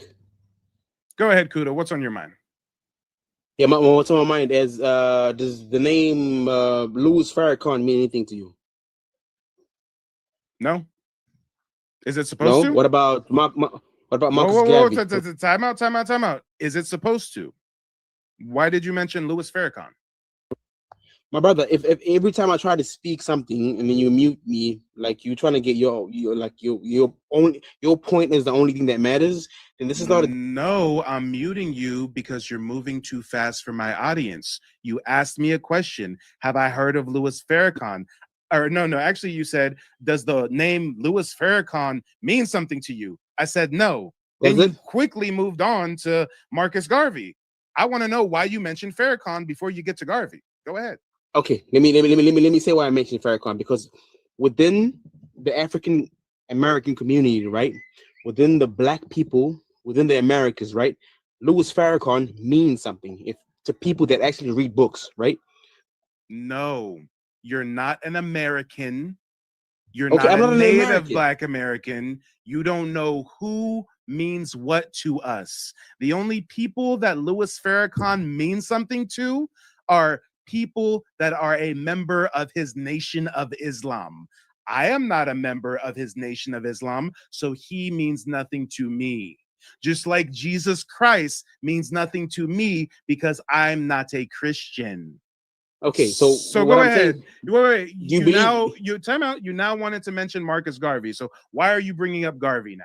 Go ahead. Oh, Garvey was Pan-Africanism, right? I'm not a Pan-African. So what is Garvey supposed to mean to me? Okay, hold on, brother.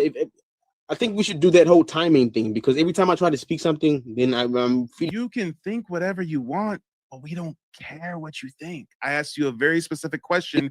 Give us a specific answer. Why should Marcus Garvey mean something to me if I'm not a Pan-African? Marcus Garvey should mean something to you because he founded a whole movement. Millions and millions of people.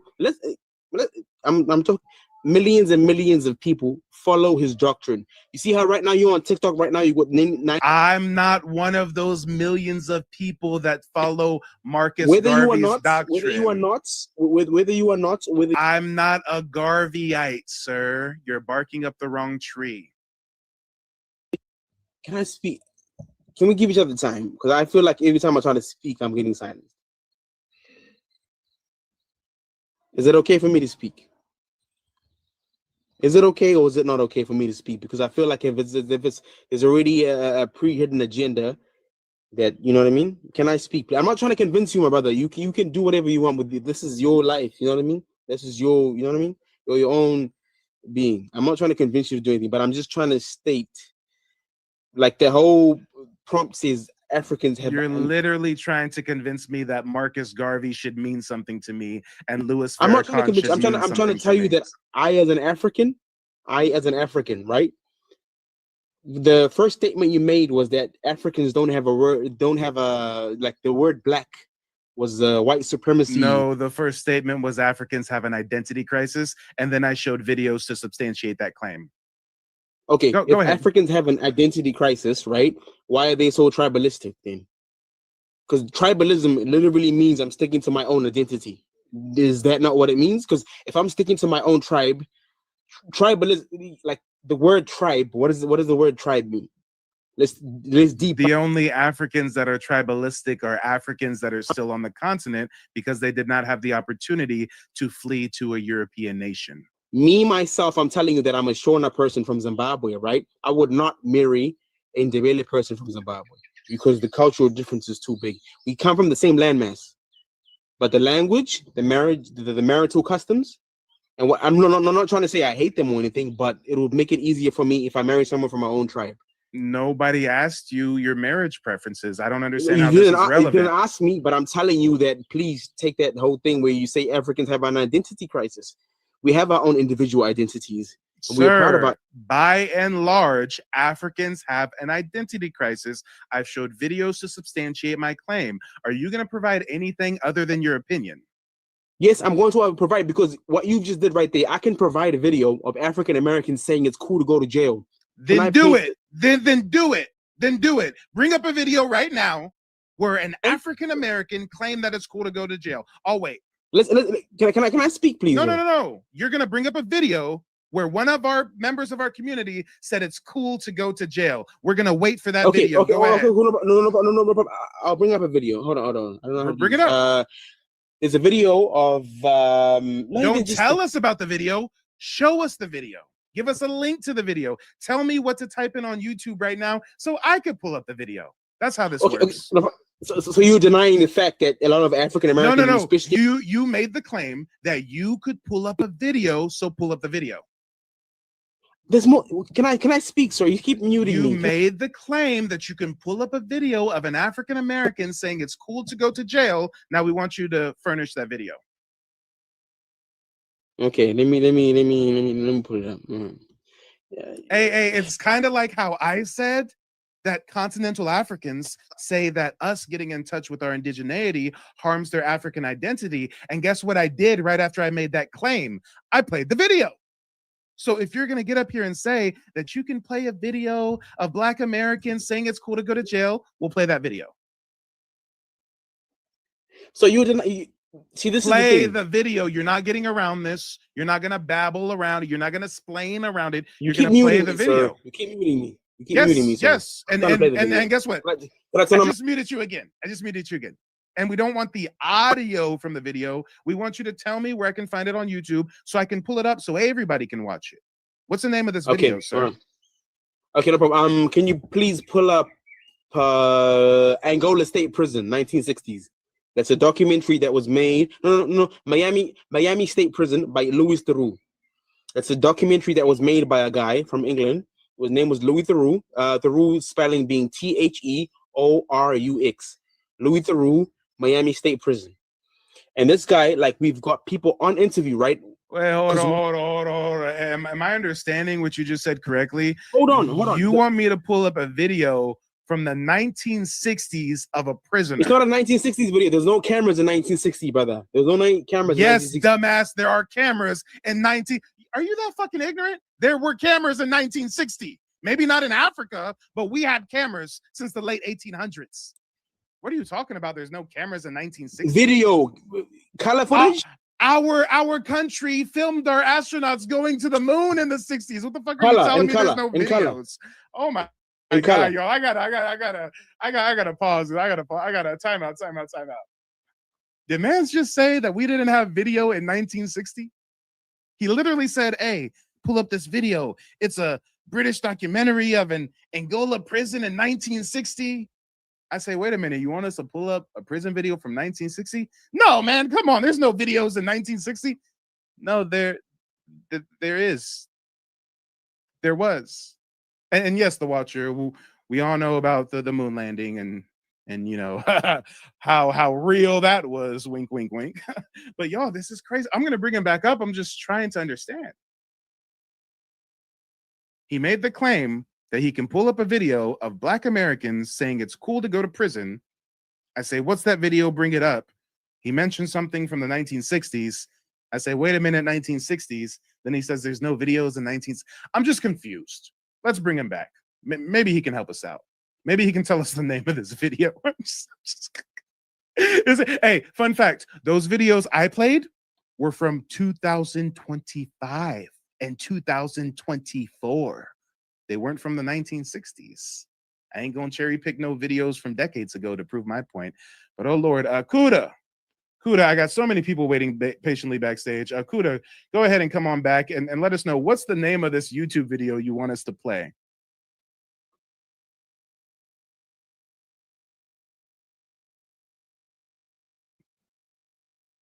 Can you hear me? Yep. Okay, no problem. I just wanted to say as well, it's more than just one like documentary, right? It's in the music. Name the video that we're supposed to play right now. What's the name of the video? Okay, no problem. Go on YouTube, type in Fleece Johnson. Type in Fleece Johnson.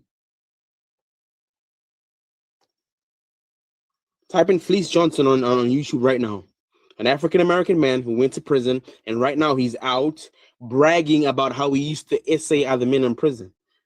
Type it up. And that's what you're doing. You're taking one African person, one interview of an African person out of a context. No, sir. I played two. I played one comment from an African claiming we're harming their identity crisis. Then I played a video of an African cosplaying our culture. And the best that you can come up with is Fleece Johnson, the booty warrior. Because, brother, there's 1.4 billion people. Y'all, I can't anymore. Any entertainment value that we were going to get from him, we already got. I mean, this is just getting too asinine. You're going to bring up a sexual predator prisoner that does podcasts to try to start a career getting clout, and you're going to take his clout chasing comments on a podcast and somehow ascribe that to all of Native Black Americans to somehow prove a point that we think prison is cool. He's just, guys, respectfully, the Africans don't have the social IQ to interact with us. As you can see, they just don't have the intellectual prowess to hold their own in a conversation like this. And I'm sorry, but my bullshit meter just hit an all-time high right there. Sir, Fleece Johnson.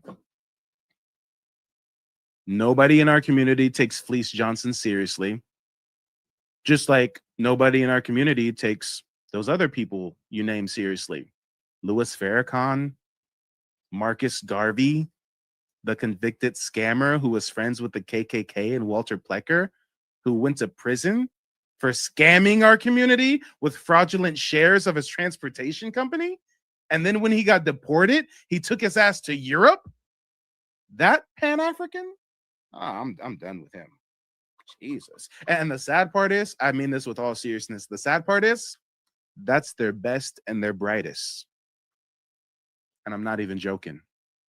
That is their best and that is their brightest. That is the highest level of acumen that they have to offer.